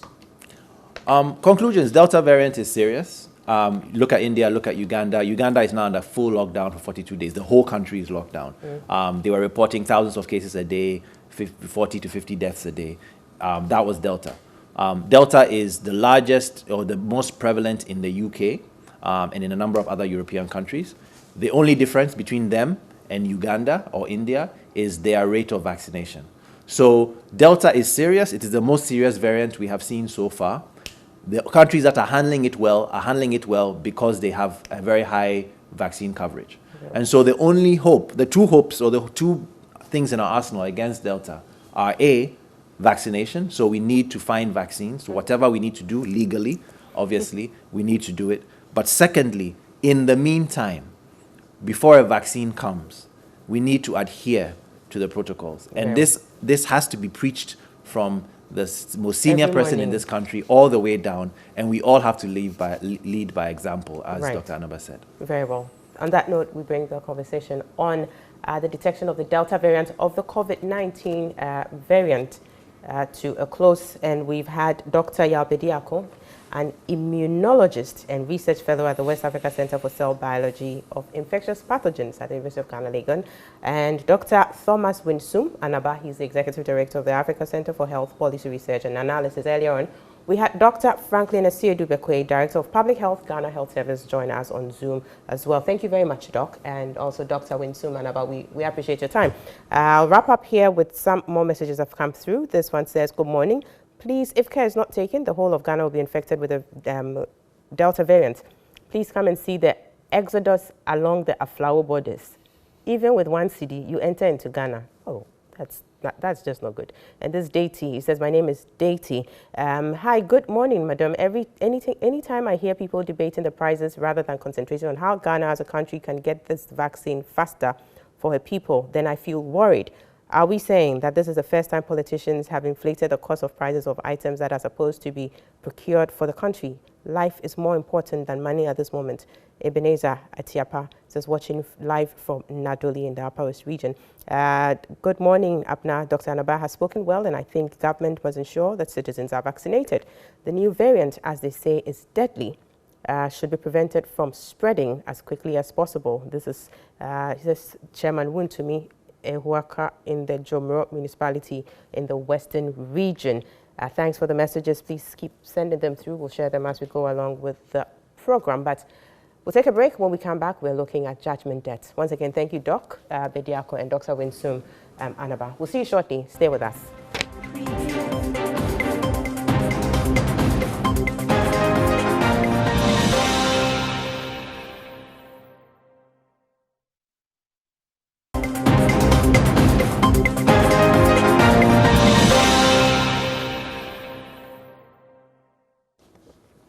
Welcome back. So we're moving on next, and this time we're looking at the issue of judgment debts. And we're talking about the $170 million judgment debt that Ghana is to pay to Ghana Power Generation Company, which is GPGC, following the outcome of some arbitration proceedings in London. And this is coming from a contract entered into in June 2015 for the production and supply of power. And this has generated a lot of conversation this week, and we shall be looking at the details of this. How did we get here? Also, we will be looking at an interview we had with the power minister at the time, 2015, when this contract was entered into, to understand the role he played. He has been talking about the role he played in that transaction. But here are some facts that we need to put into perspective ahead of our conversation. That the contract was initially worth $24.9 million per annum over the contract period of 4 years, and that's bringing it to about $99.6 million US. The government failed to apply and set aside the January 26, 2021 decision of the London-based United Nations Commission on International Trade Law Ancestral Tribunal. And subsequently, there was an extension of time for government to put in a challenge. Now, the contract, exactly, this is the same thing. The contract was initially worth that. Now, out of the total, $134.3 million represents the early termination payment claim. And of that, it's broken down into $69.36 million as early termination fee. And then there's a $58.49 million for mobilization costs, $6.46 million as demobilization cost, and $32,448 as preservation and maintenance costs. The tribunal also awarded $614,353.86 as cost of tribunal and legal fees expended by GPGC, that's a Ghana Power Generation Company, during arbitration of $3 million against Ghana. So this is breaking down the $170 million judgment debt. Rather, government turned up at a London commercial court with two reasons as impediments as to why it couldn't challenge the arbitral award. And the first one being that the country's 2020 presidential and parliamentary elections affected that process, and also that some key officials in the Attorney General's office contracted COVID-19. But obviously, the tribunal didn't pay any mind to these if you like, reasons given for Ghana's inability to file the challenge against the arbitral award. And so we find ourselves where we are at now, currently, where we have to dole out $170 million for GPGC for terminating the power purchase agreements that was entered into in June 2015. Let's take a listen to Dr. Kwabena Donkor, the sector minister at the time of this contract formation, to understand his role in this discussion. The minister back then, Dr. Kwabena Donkor. Let's take a listen to him on this interview. Minister responsible for the sector, indeed a cabinet minister responsible for the sector, I had a responsibility to ensure the end of load shedding. Load shedding arose out of generation inadequacy, so we needed added generation to, at the minimum, create an equilibrium. But more than create an equilibrium, we also needed sufficient power for the projected growth in the economy. And therefore, yes, I led the negotiation of this particular contract. The minister always takes responsibility. Yes, you form a technical committee. The technical committee comprises people from the Ministry of Power, from ECG, from VRA, from Ministry of Finance, and the Attorney General's Department. But the sector minister takes absolute responsibility because they report to you. Yes, we did that. And we negotiated an agreement that had the lowest tariff of all the emergency power agreements. We negotiated an agreement that had the shortest duration of 4 years of all the emergency power agreements. And we negotiated an agreement that did not need any government of Ghana financial security. And so there was no standby LC, there was no government consent and support agreement, there was no call put option agreement, etc. And I thought that was one of the best agreements in terms of fiscal terms. Right, so that was the sector minister, Dr. Kwabena Donkor, Minister of Power at the time, when the contract for the power purchase agreement, the contract for the power purchase was signed back in 2015, June 2015, telling us about the fact that he led, the discussion and the transaction and all of that. And so we'll be looking at this situation, which has led us into the $170 million judgment debt we have to pay, and matters arising from that. In the studio with me, we have from my extreme left, Nana Amwesi the Seventh. He is the Executive Director of the Institute for Energy Security. Also, we have Mr. Bobby Banson, a private legal practitioner. And on Zoom, we have Dr. Theo Echampong. Good morning, Doc, on Zoom. It's good to have you. Morning. And gentlemen in the studio, it's good to have you too. We're happy. Great. And I hope you're doing well. As well. Good. So Doc Echampong is in Scotland as we speak. How is Scotland, Doc? Good, yes. Summer here. Right. Yeah, it's good to have you. Good. So this news broke earlier on in the year. The arbitral award was given in January 2021.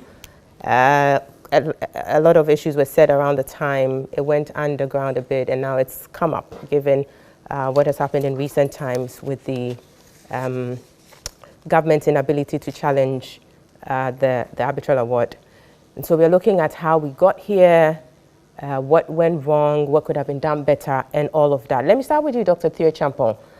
Your initial thoughts on this issue.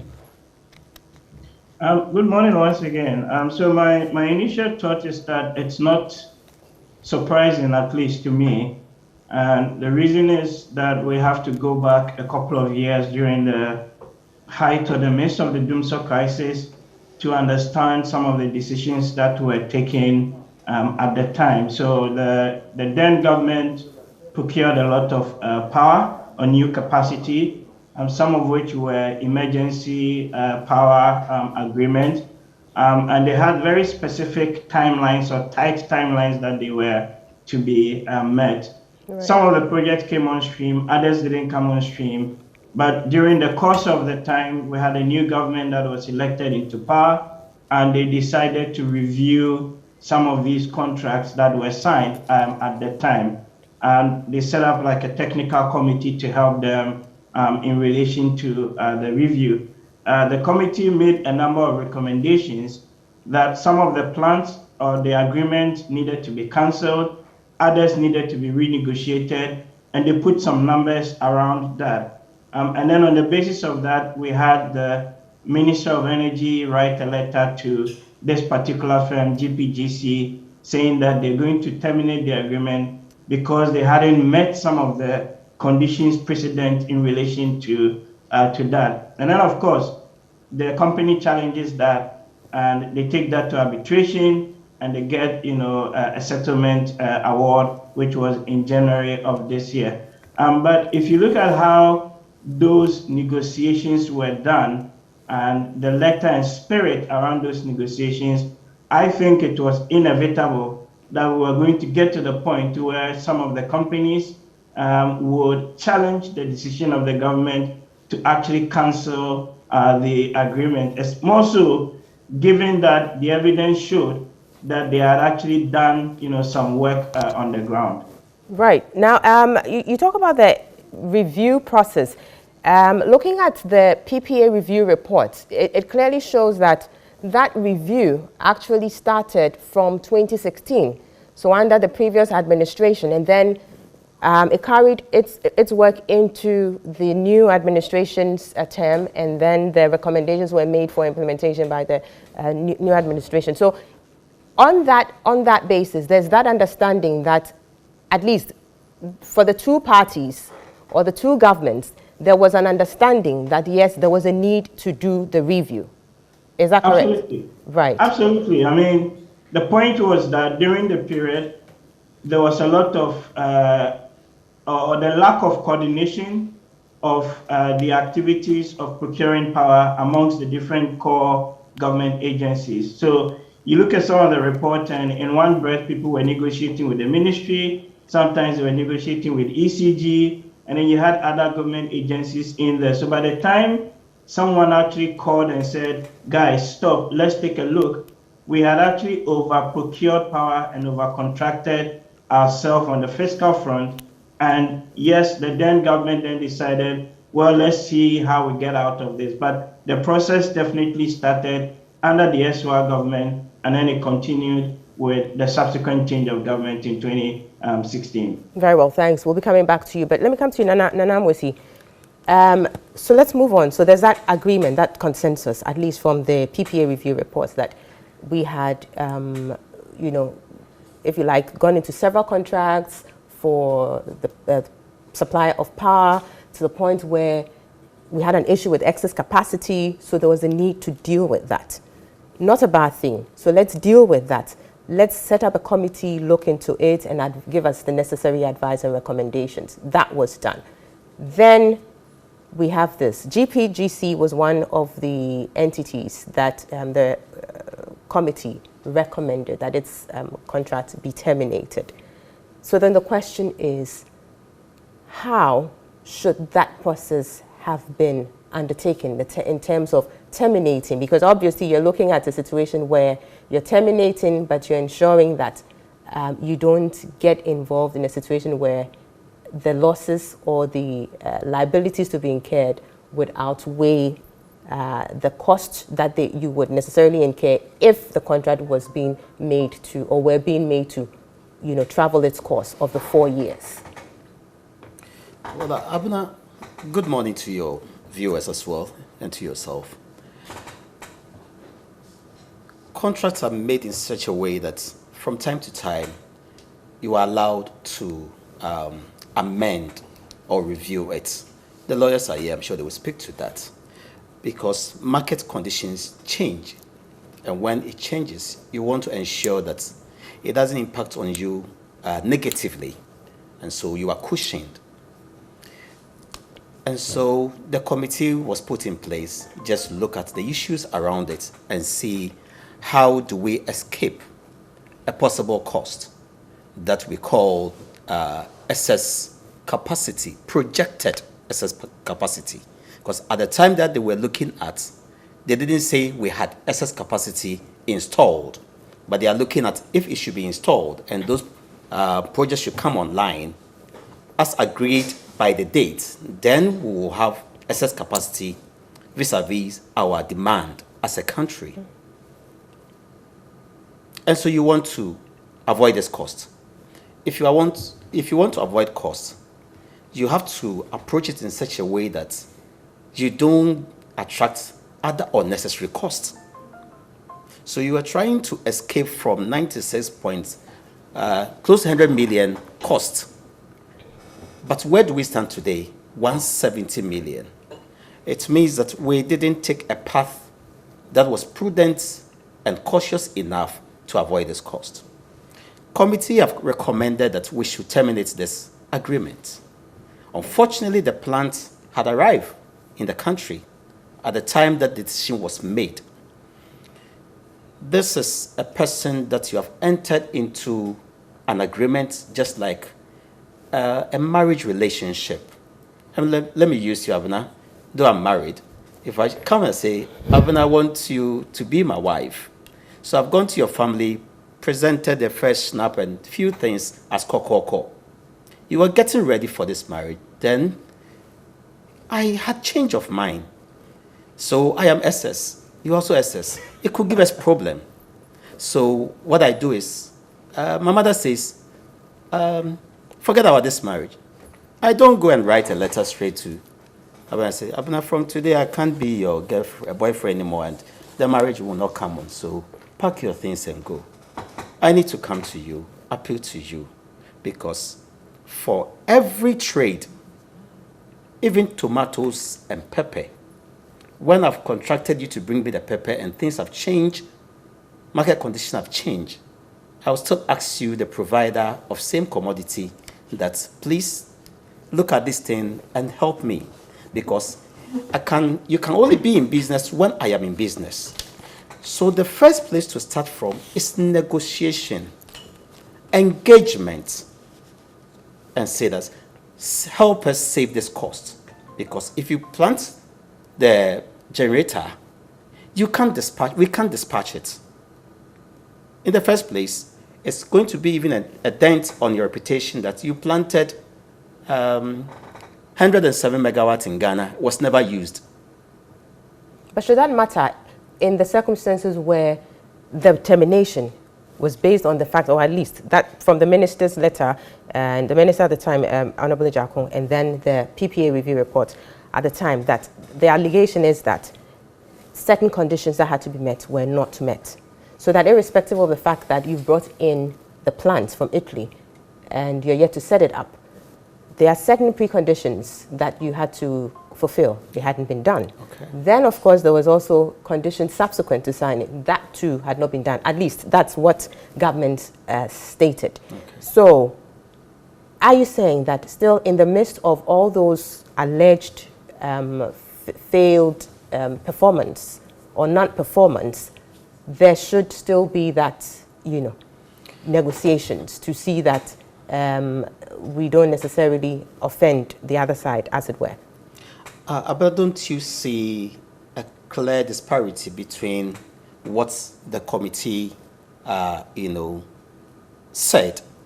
They said we had excess capacity. At a point, they say that the tariffs were high, and so it's going to impact us negatively if we should pursue this. So let's terminate it. This is the recommendation. It's for the minister to accept it or not. But then what we presented and wrote in the letter to the company, GPGC, had nothing to do with excess capacity. It was a different excuse totally. Condition precedent. You were asking this guy to get a license, or this company to get an Energy Commission license. And at the time that you were engaging it, they were writing the termination, they have not gotten the license. Who is Energy Commission? Energy Commission is government. The guy had applied for it. He has made a move for this license. At the time, you had not constituted a board for Energy Commission to be able to execute this on behalf of the guy. So who caused it? That is one. You made an excuse that the guy was siting the plant when he had no permit. Finally came out that the guy has procured permit from the Bonkatamanso Assembly. You see, so the reason that you raised were quite flimsy, something just to push them off. But I'm sure that if you have engaged them properly, some of these could have been avoided. Right. That is my position. Very well. Now, Bobby, let me come to you here. Still on the basis for the termination. And, of course, we have the benefit of the arbitral award, so we can make reference to the findings. Government is talking about certain breached obligations, but it turns out, at least from the arbitral award, the findings there, that there were no such breaches. So if you look at paragraph 475, for instance, it's saying that in addition to such review by the Attorney General of the PPAs in question, of the Cabinet Memorandum of 20th June 2017 and the PPA Committee report, the basis of her conclusions is said to be information attributed to the Energy Commission, the absence of a Section 11 Energy Commission Act license, and, quote, established Energy Commission policy. The latter apparently required a contractor to obtain siting and construction permits from the Commission and prohibited the deployment of a used plant. The AG's advice further references the conditions precedent provisions of the EPA, citing Clause 3D in particular. It contained the bold statement that although CPs have not been performed, which is conditions precedents have not been performed, there's also no evidence that the effective date has been extended by mutual agreement by the parties. This is the AG's advice. Now, it goes on to say that that statement is wrong to the extent that there is no provision in Clause 3 of the EPA for the extension of conditions precedent by mutual agreement pursuant to Clause 3C. It is the prerogative of the party not responsible for the fulfillment of a condition precedent to grant an extension. Essentially, so on the bit about extension of, the effective date of the contract and everything, the findings saying that really and truly that's not what it is. So the question then is, on what basis did government proceed with the termination? Well, we can only make reference to what they put in the termination letter. Now, any person who has studied investor-state arbitration awards, even though it's not stare decisis as we have in common law practice, would be aware that with investor-state award, once the contract states provides for conditions precedents, that must be satisfied by the investor with the licensing of the state entities or state apparatus. The state cannot turn around and say that we have frustrated you, you did not get the license, so we are terminating it. Every single arbitration award in relation to that points to that direction. And if you look at the committee, I looked at the list of members of the committee. It was made up of persons from the Energy Commission. In fact, the executive secretary was the head of the committee. And so the Energy Commission executive secretary chairs a committee, does not put anywhere in that report that terminates this particular contract because they have not met the CPs. The only reason they gave, as Nana said, was because of excess capacity. Now somebody turns around and says that, okay, beyond that, I am giving the advice that terminated because they have not met conditions precedent. And I'm worried. I'm worried particularly because we just went to market to borrow 200 million to set up a bank. 200 million to set up a bank. And the judgment debt is not only 170 million. If you add the interest, you add the legal fees, it's in excess of 200 million.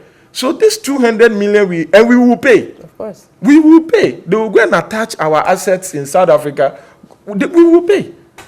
We can use that money to set up another bank. So we go for a loan to pay a debt. Where are we going? It's because we keep talking about judgment debts. The circumstances that, you see, the arbitration panel had a Ghanaian on it. This award was on the merits. People think that arbitration, when an award is delivered, it's easy to go and set aside like a normal court. No. The grounds of setting aside are very, very limited, very, very narrow. I don't know why they thought they could have set it aside.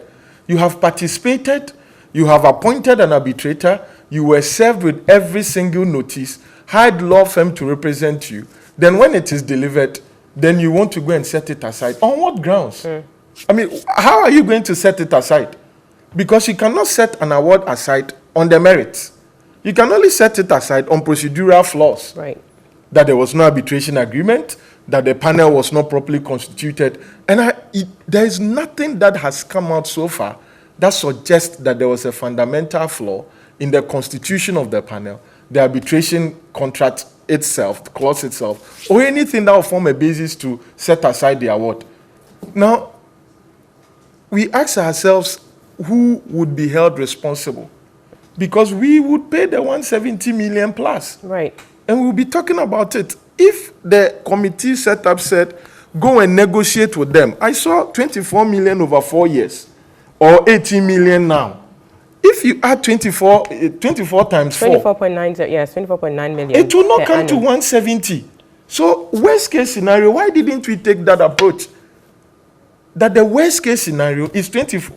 So what the committee said, as a layman, not an energy expert, is that if we had allowed the machines to be there over the 4 years, we would have only paid 24 million, let's say 25 times 4, 100 million.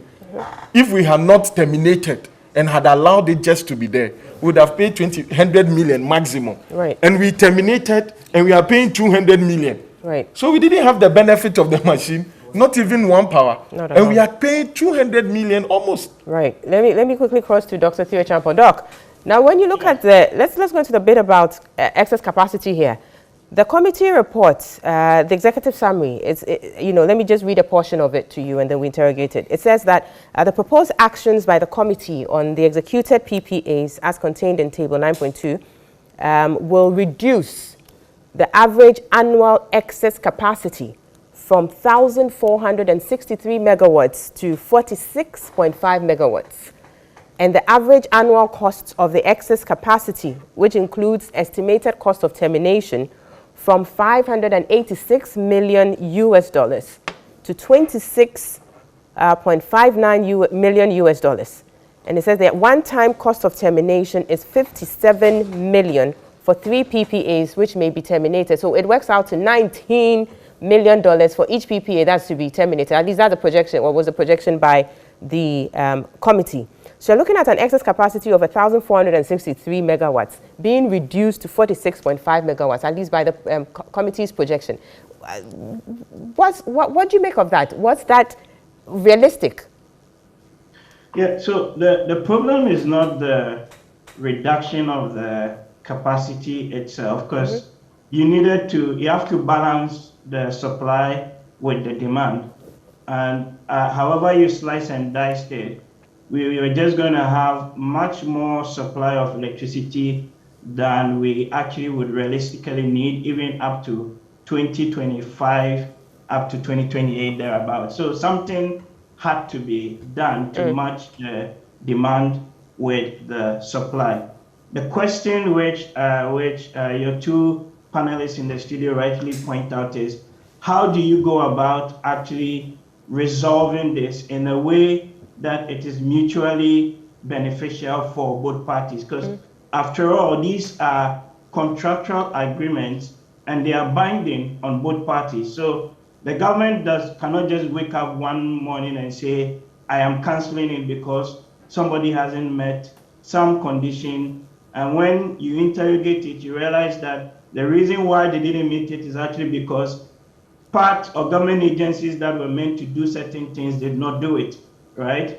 And things then end up backfiring in a spectacular way. So it comes back really to the point about how you go about renegotiating it. But importantly also, and this is where maybe I think the committee's work needs to be interrogated a little bit further. How did they arrive at those termination costs? Right. Because that ultimately fed into the decisions by the minister, in the sense that some of the companies, in this case GPGC, had actually done work, and this was established in the arbitral ruling that, part of which you just read. So how do they arrive at the basis that canceling it is just going to cost 18 million, when in reality they had done a lot more work, than that?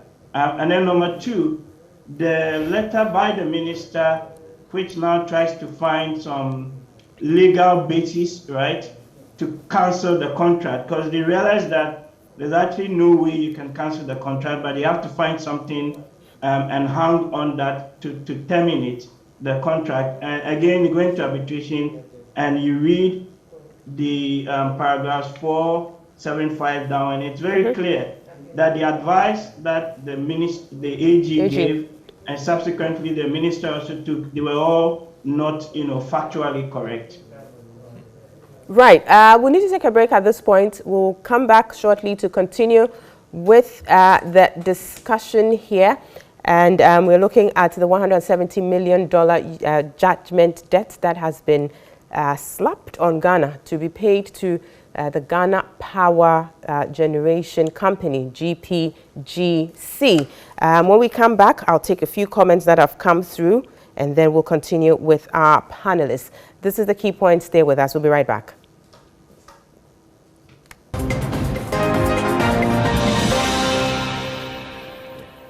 Welcome back. We are still here discussing the $170 million judgment debt slapped on Ghana to be paid to GPGC for early termination of power purchase agreement that was entered into in June 2015. I'll take some few comments that have come through and then we return to the panelists. This one says, good morning, Abna. I wonder how our politicians take decisions. I believe my grandmother wouldn't have abrogated this agreement if she were a politician. And that's Kweku coming in from La Paz.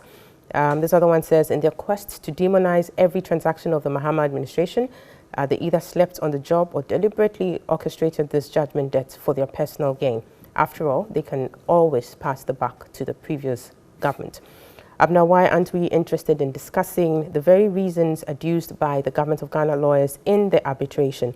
If excess power was the actual reason we terminated the contract, why didn't the government of Ghana lawyers advance same in the arbitration? This Shaibu Mashoud in Tamale. I will go back to you, Nana Amwesi. Still on the decision to terminate and the basis of the review committee, the PPA review committee, indicating that, for the termination, at the very least, this is how much you're going to pay, or the maximum 18 million for that. Obviously, it turned out not to be so, which is what Dr. Theo Chambo has raised. But then looking at the termination letter by the minister, it appears certain other reasons were given, and Bobby raised that as well. So when it comes to the issue of who is to be held responsible, and I think at this point, that kind of conversation should be had, because you're looking at the public purse. In as much as, yes, some people will be saying, let's look at how we move forward and all. In dealing with who is to be held responsible, perhaps we can chart our way forward better. What do you make of that moving forward? This is a situation that has come up, 170 million in the energy sector, where not too long ago we're going to look for $500 million from the Millennium Challenge account. And this 170 million represents about 34% of that 500 million. So literally, we are going to spend so much. So it's not child's play at all. In terms of dealing with the situation, Nana Mwesi, let's hear you on that. How do we deal with this? Abena, to start with, the work of Mr. Ahinkra and his team must be interrogated. They must answer to Ghanaians how they arrive at those conclusions. 18 million as one-time payments turn out not to be right. You made an excuse with excess capacity. And trust me, we have nothing like excess capacity practically on the ground. It's in the books. Because, one, whatever we have as an installed capacity, you don't use that one to just decide that there is excess capacity. You need to go and look for dependable capacity. So let me give you this simple computation. 5,200 megawatts of today's installed capacity. The dependable capacity can only be around 4,800 megawatts. Mm-hmm. What is our peak demand as a country? 3,300 thereabouts. Okay? Strike that out from this. You get something around 1,500.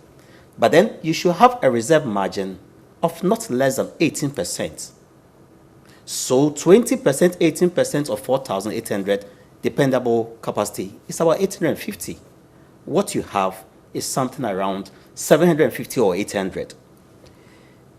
Any power that is given to GRICO to transmit for ECG and NETCO to distribute, GRICO will not lose less than 4.5% of this power. ECG technically will not lose less than 15% of this power. 20% of this power is going to waste. These are not commercial losses, technical losses. 20% of dependable capacity of 4,800. Another 800 thereabouts. Done.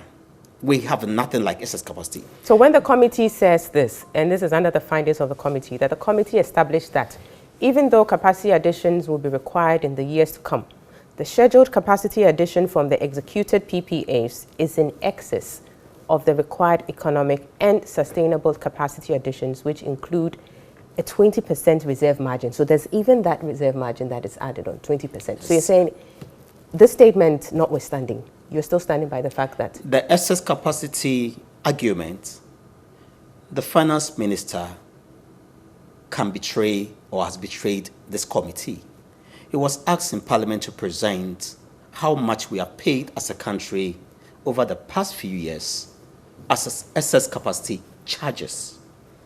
The minister presented 3 companies, SemPower, AXA, Power, spoke about something in the region of 900 million.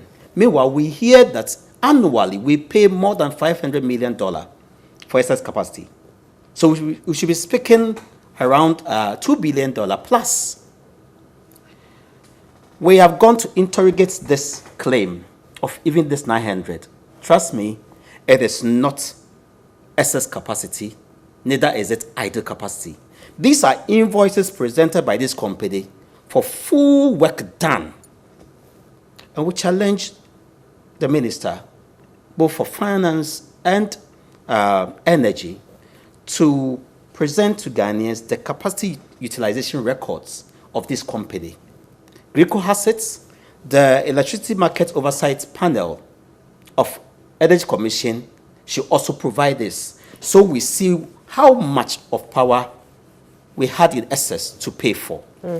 So, Abena, if it had basis, I am sure the minister or the AG and the former minister of energy could have been bold enough to use the same excess capacity as an argument. But when it came to writing the letter to GPGC, it was a different excuse altogether. Right. Dr. Theo Champon, let me come to you. Bobby, I'll be coming to you with this whole thing about judgment debt and how to end it at some point. But back to Dr. Theo Champon here, still on the excess capacity issue. You heard Nana Mwesi here. I'm not sure if you heard him, but what he's suggesting is that the committee's report, I mean, essentially the committee's terms of reference was to look at the PPAs that had been signed over the period and look at it within the context of the excess capacity arguments that had been raised and whether or not it was prudent to, carry on with that.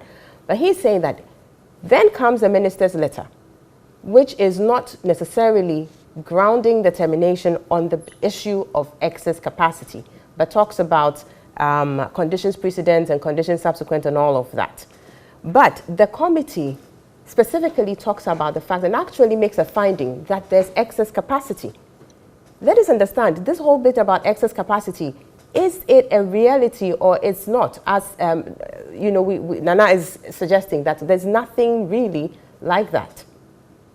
I'll come to excess capacity in a bit, but I don't think that the government could have actually terminated the contract legally on the basis of excess capacity, because I would struggle to see how that would be argued, and maybe the lawyer can throw a bit more point on that, because if you want to cancel a contract, it's got to be in relation to the terms of that contract and whether I have met those terms or not. So I think the basis of the letter and the cancellation of the contract is in relation to finding things within those terms that the company did or didn't do. And that is sort of within that legal domain. And it would have been very difficult to have terminated a contract on the basis of over procuring power or excess capacity, so to say. So coming back to the excess capacity argument, I think I disagree with Nana just a little bit on that. And the reason really is that the reserve margin numbers are all computed in terms of the demand, right, or the peak demand patterns plus that 20% in there. And at the moment, he pointed out, we have installed, dependable capacity, sorry, not installed, dependable capacity around 4 and 4.5 gigawatts, and thereabouts. And the contracts, when you look at them specifically, all of that, for the plants that are not coming on stream or are not being fired based on the merit order, you have to pay that reservation charge, or what is called the capacity charges. So I think it's a reality. The challenge, or what we need to interrogate further, is how big is this, gap? So they talk about 1,500 or so in the committee's report. We need to kind of interrogate it currently with what we're producing, with what is being consumed, how much of that gap really is. But I don't think it's a debate of whether there's excess capacity or not, and whether that then triggers the related charges on the basis of the merit order that they use to provide power to Ghanaians. Right, now let me push further. Should these contracts have been allowed to run their course, in your opinion? They say hindsight is always what? Yes. 2020. Yeah. I think the decision to terminate the contract, they didn't have the recourse to the full suite of evidence available to them. And also, in relation to the fact that, it was only going to cost us 18 million, when in reality, the company had actually done, a bit more work. So I think perhaps we were a bit hasty in canceling this contract, and we took a hard line kind of legalistic stand rather than maybe trying to negotiate in a bit more soft manner and find a middle ground. That's where I think the challenge really is, and the blame lies squarely at the Ministry of Energy, because they are the sector ministry responsible for this, and they have to provide answers, on the basis of that. Because the minister took the decision on the basis of other advice that was given, but ultimate responsibility has to fall somewhere. In this case, I think it's the Ministry of Energy. Right, and the Ministry of Energy is manned by human beings. So when it comes down to it, certain names would have to be mentioned at some point to ensure, as to who should bear the brunt of this whole situation. But Bobby, let's look at this. There's a talk about negotiations in terms of, how to even move, this whole contract situation forward. But there are those who are even saying that, yes, at the point where the arbitral award was given, perhaps nothing should have stopped government from pursuing a possibility of settlement after, because that is, well, so you've received this arbitral award. There's a possibility, this thing about a challenge to the arbitral award. There are those who are saying that perhaps that was even thrown in there because it was a way to get a discussion about settlement in that space. Do you think it would have saved the situation? No. Not at all. If I was them, I would never. You see, before the award is delivered, the trajectory of an arbitration proceeding, there's the notice of intention to proceed to arbitration. Between that notice and the time the panel is constituted, there is what is called cooling off period, where the parties are expected to explore the possibility of settlement. So that should have happened. That should have happened. After the arbitration panel is constituted, the first hearing where the procedural orders are made, the parties, of course, upon the proposal of one of them, has the right to say, we have come here, we have seen the claims, we have filed our respective cases, but we want an opportunity for an out-of-court, a settlement. They may, even at that stage, constitute the same panel as what the French call amiable, I don't want to use the technical word, but the panel will now sort of mediate a possible settlement. It's allowed. So before you get to the award stage, there are so many opportunities to settle this matter.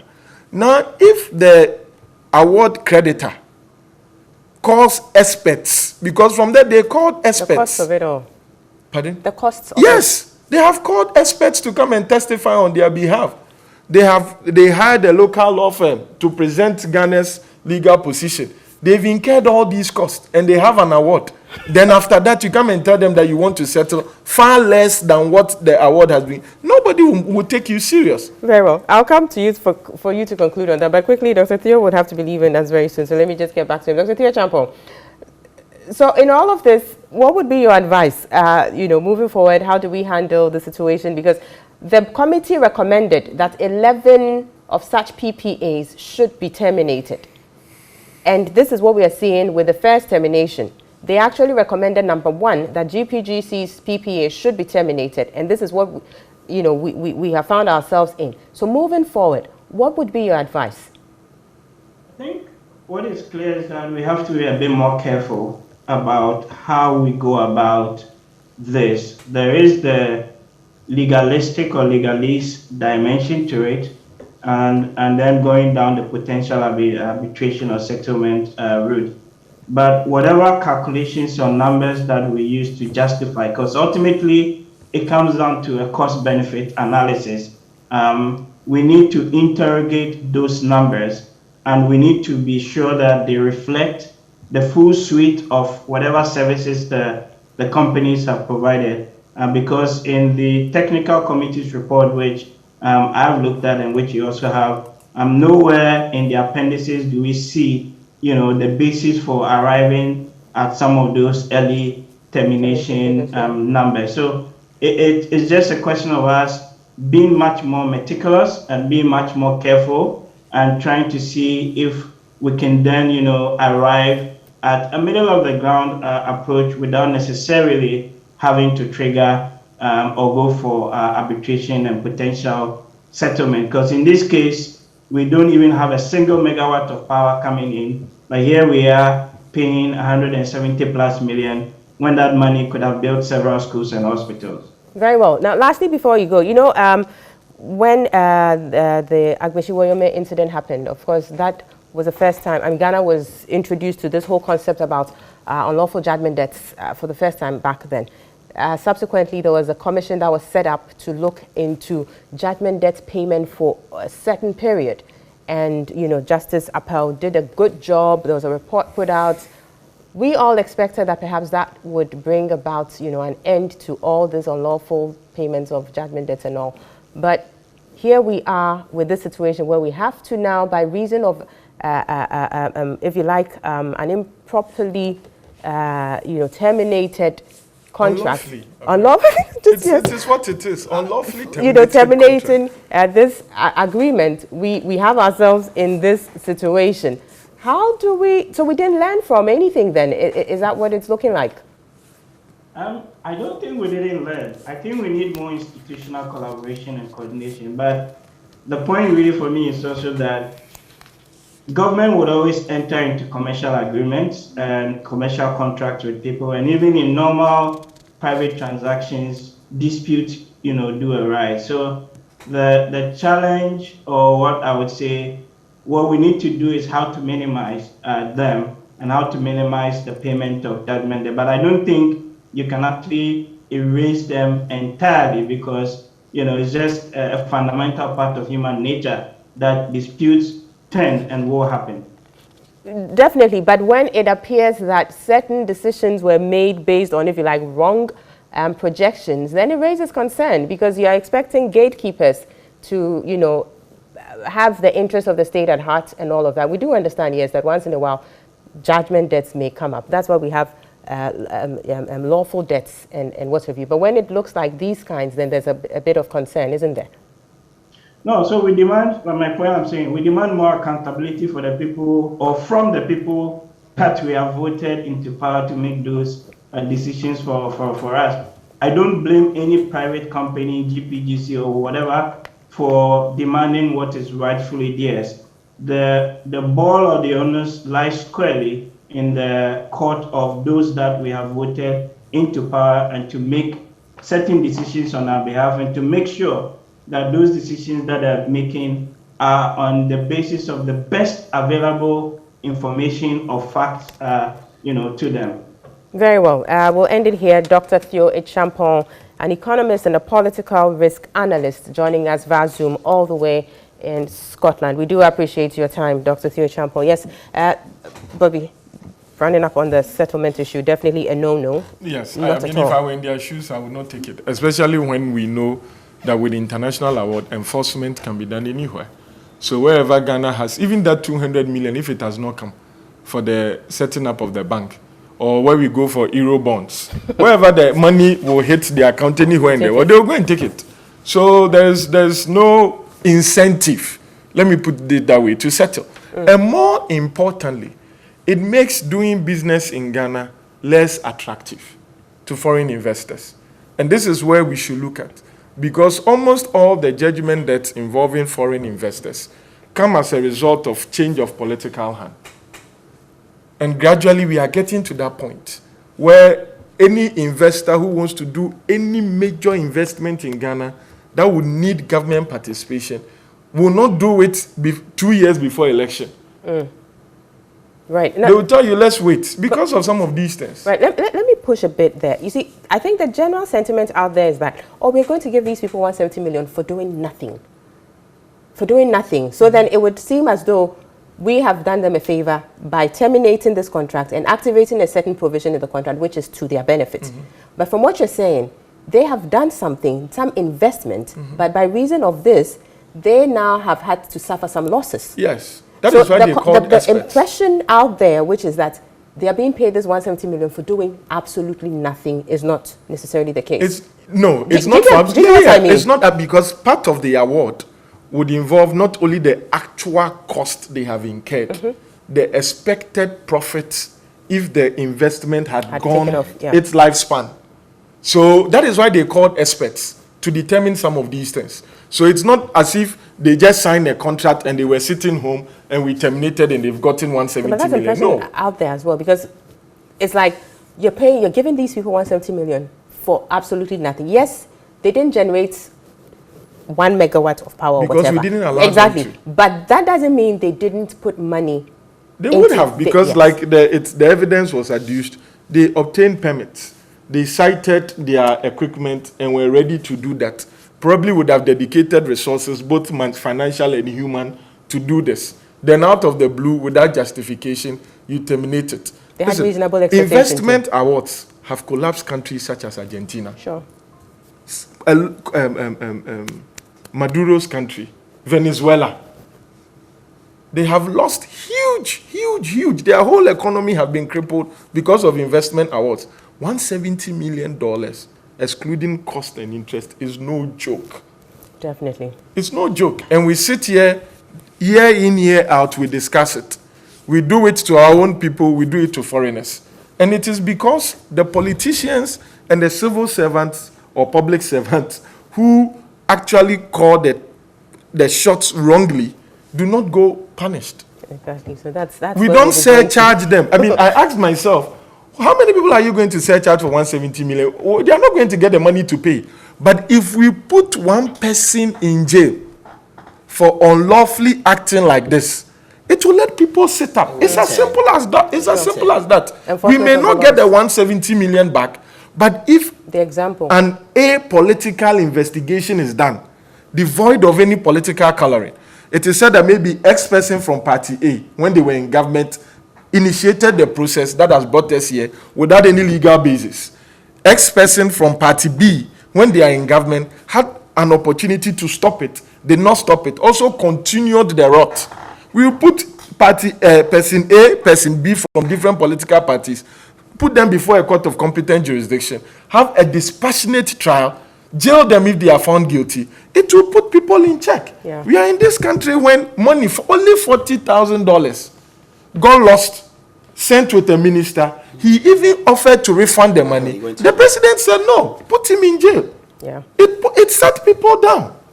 I think we are taking steps, but I have said before on this platform that for me, we should put as part of our laws, just as international business transactions are not executed without parliamentary approval, the same contracts cannot be terminated by ministers or civil servants without parliamentary approval. It doesn't make sense to me. You have 200 and how many parliamentarians do you have? 75. Well, I see. 275 persons approving an agreement, majority of them. Then one person with the stroke of a pen will terminate it. Right. And then we will all even get to know that most of us will not know that it has been terminated until arbitral proceedings are commenced. And the person who terminated it, because he was acting in his office as a minister, you cannot attack him personally unless you're able to show that he had malicious intention, or he knew or ought to have known something. And parliamentarians are sitting there, they can't do anything about it. Meanwhile, they are the representatives of our people. Right. 170 million will be paid by all of us, Wabna. Oh yeah, we're definitely going to pay. We are all going to pay. So how come our representatives in parliament will not have a right to determine whether we should even pay or not? Right. So put the decision before parliament. Let them debate it.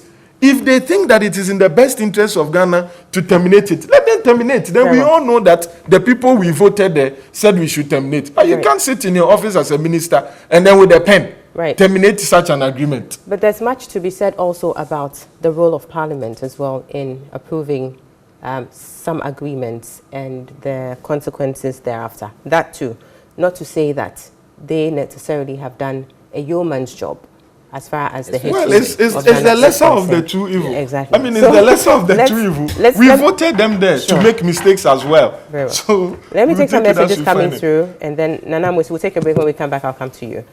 This one says, oh, Amagana, we went to borrow 200 million to establish a new bank while we're going to pay over $170 million for something we never benefited from. When are we going to stop paying judgment debts? NAPCO guys who are paid 700 Ghana cedis a month have not been paid for some months now, yet we are forced to pay over $170 million as judgment debts. Will anyone be held accountable and punished? That's a Siedu Commander. This one says, good morning, Abnam Sylvester Nyame. I can't imagine the AG saying they're going to probe those who signed the contract, forgetting the flimsy excuse by his government to terminate the contract. Someone must be held responsible for this debt. Oh, my country, Ghana, he exclaims. From Iliasu in Tamale, he says, what motivated the decision of government officials at the time to append their signatures on take or pay agreements? Was the agreement written in a language they possibly didn't understand? We raised eyebrows at that time about those emergency power agreements. Government at the time was adamant as they were desperate and bereft of ideas as to how to curb Dumso, coupled with the fear of losing elections.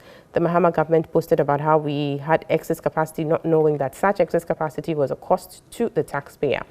If Ghana were their private companies, would they go into such agreements? Some persons must be held accountable for their stewardship.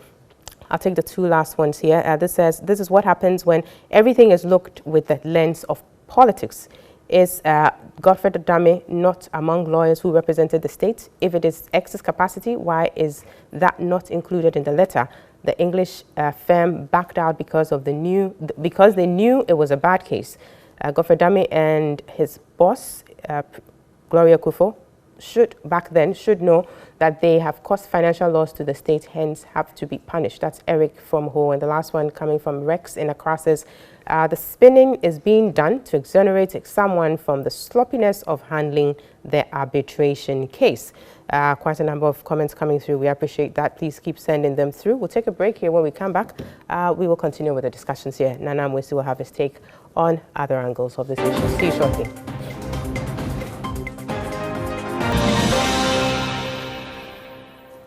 Welcome back. You're still watching and listening to the Key Points. We're live on TV3, also live on 3FM 92.7 and online at 3news.com. Also on our Facebook page, TV3 Ghana. So we're looking at the $170 million judgment debt slapped on Ghana to be paid to GPGC for unlawful termination of a power purchase agreement that was entered into in 2015. And in the studio, we have Nana Mwesi the 7th, Executive Director, Institute for Energy Studies, and lawyer, Energy Security, and lawyer Bobby Banson, a private legal practitioner. We're having that conversation. Nana, let me come to you. We have just about 10 minutes to wrap up. Let's do the way forward issues, concluding remarks, among others. Well, Abna will reiterate my point that the Energy Commission or GRICO should publish the capacity utilization records for Ghanaians to ascertain whether there is excess capacity that we are paying for or not and how much. That's very important. But look, every officer, whether public or private, you are, as part of your job and responsibility, is what we call accountability. Mm-hmm. you need to account for what you do, both the good and the bad. For this very contract that we terminated, that has brought us this far, we all know that money is gone down the drain. And so you and I will have to cough additional taxes, levies, and all kinds of things to generate more revenue for government to take care of us, the health sector, and all the sectors. I want to start from when we contracted this company, GPGC. Let's start from there. Let's ask questions, the officers in charge. What was the rationale for contracting this? And the basis for contracting the company, was it justified? Can they justify it today? It's very important that we look at that. The review process tells me that both past and present government understood and accepted that there's something wrong somewhere. Good. It's for that reason that they went to look at the nitty-gritties and see a way out to save us cost.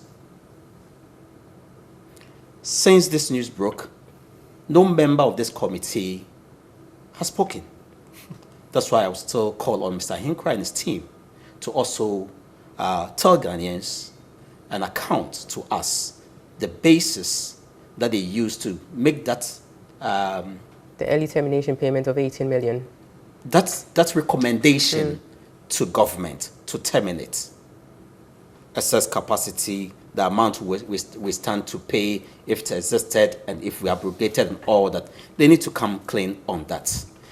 Many a times we want to target the politicians, but you and I also have questions to give.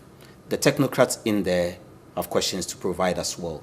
Then when it came to termination, an officer in charge of the entire sector, today we say that he followed instruction from cabinet. He would have disobeyed it if he had not followed it. And so he can be blamed. He can be questioned. We are not saying blaming, question him.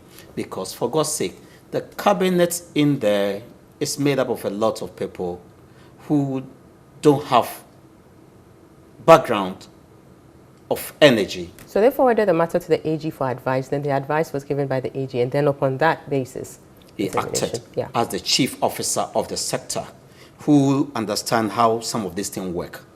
We went ahead terminating it. This way has brought us. Okay, so question needs to be answered there. Then when we got to the arbitration proper, did we do a good job? If we did a good job, I'm sure we'll have gotten some savings. Did we sleep on the job or not? For me, I see pure negligence in there as well. Somebody chose not to act.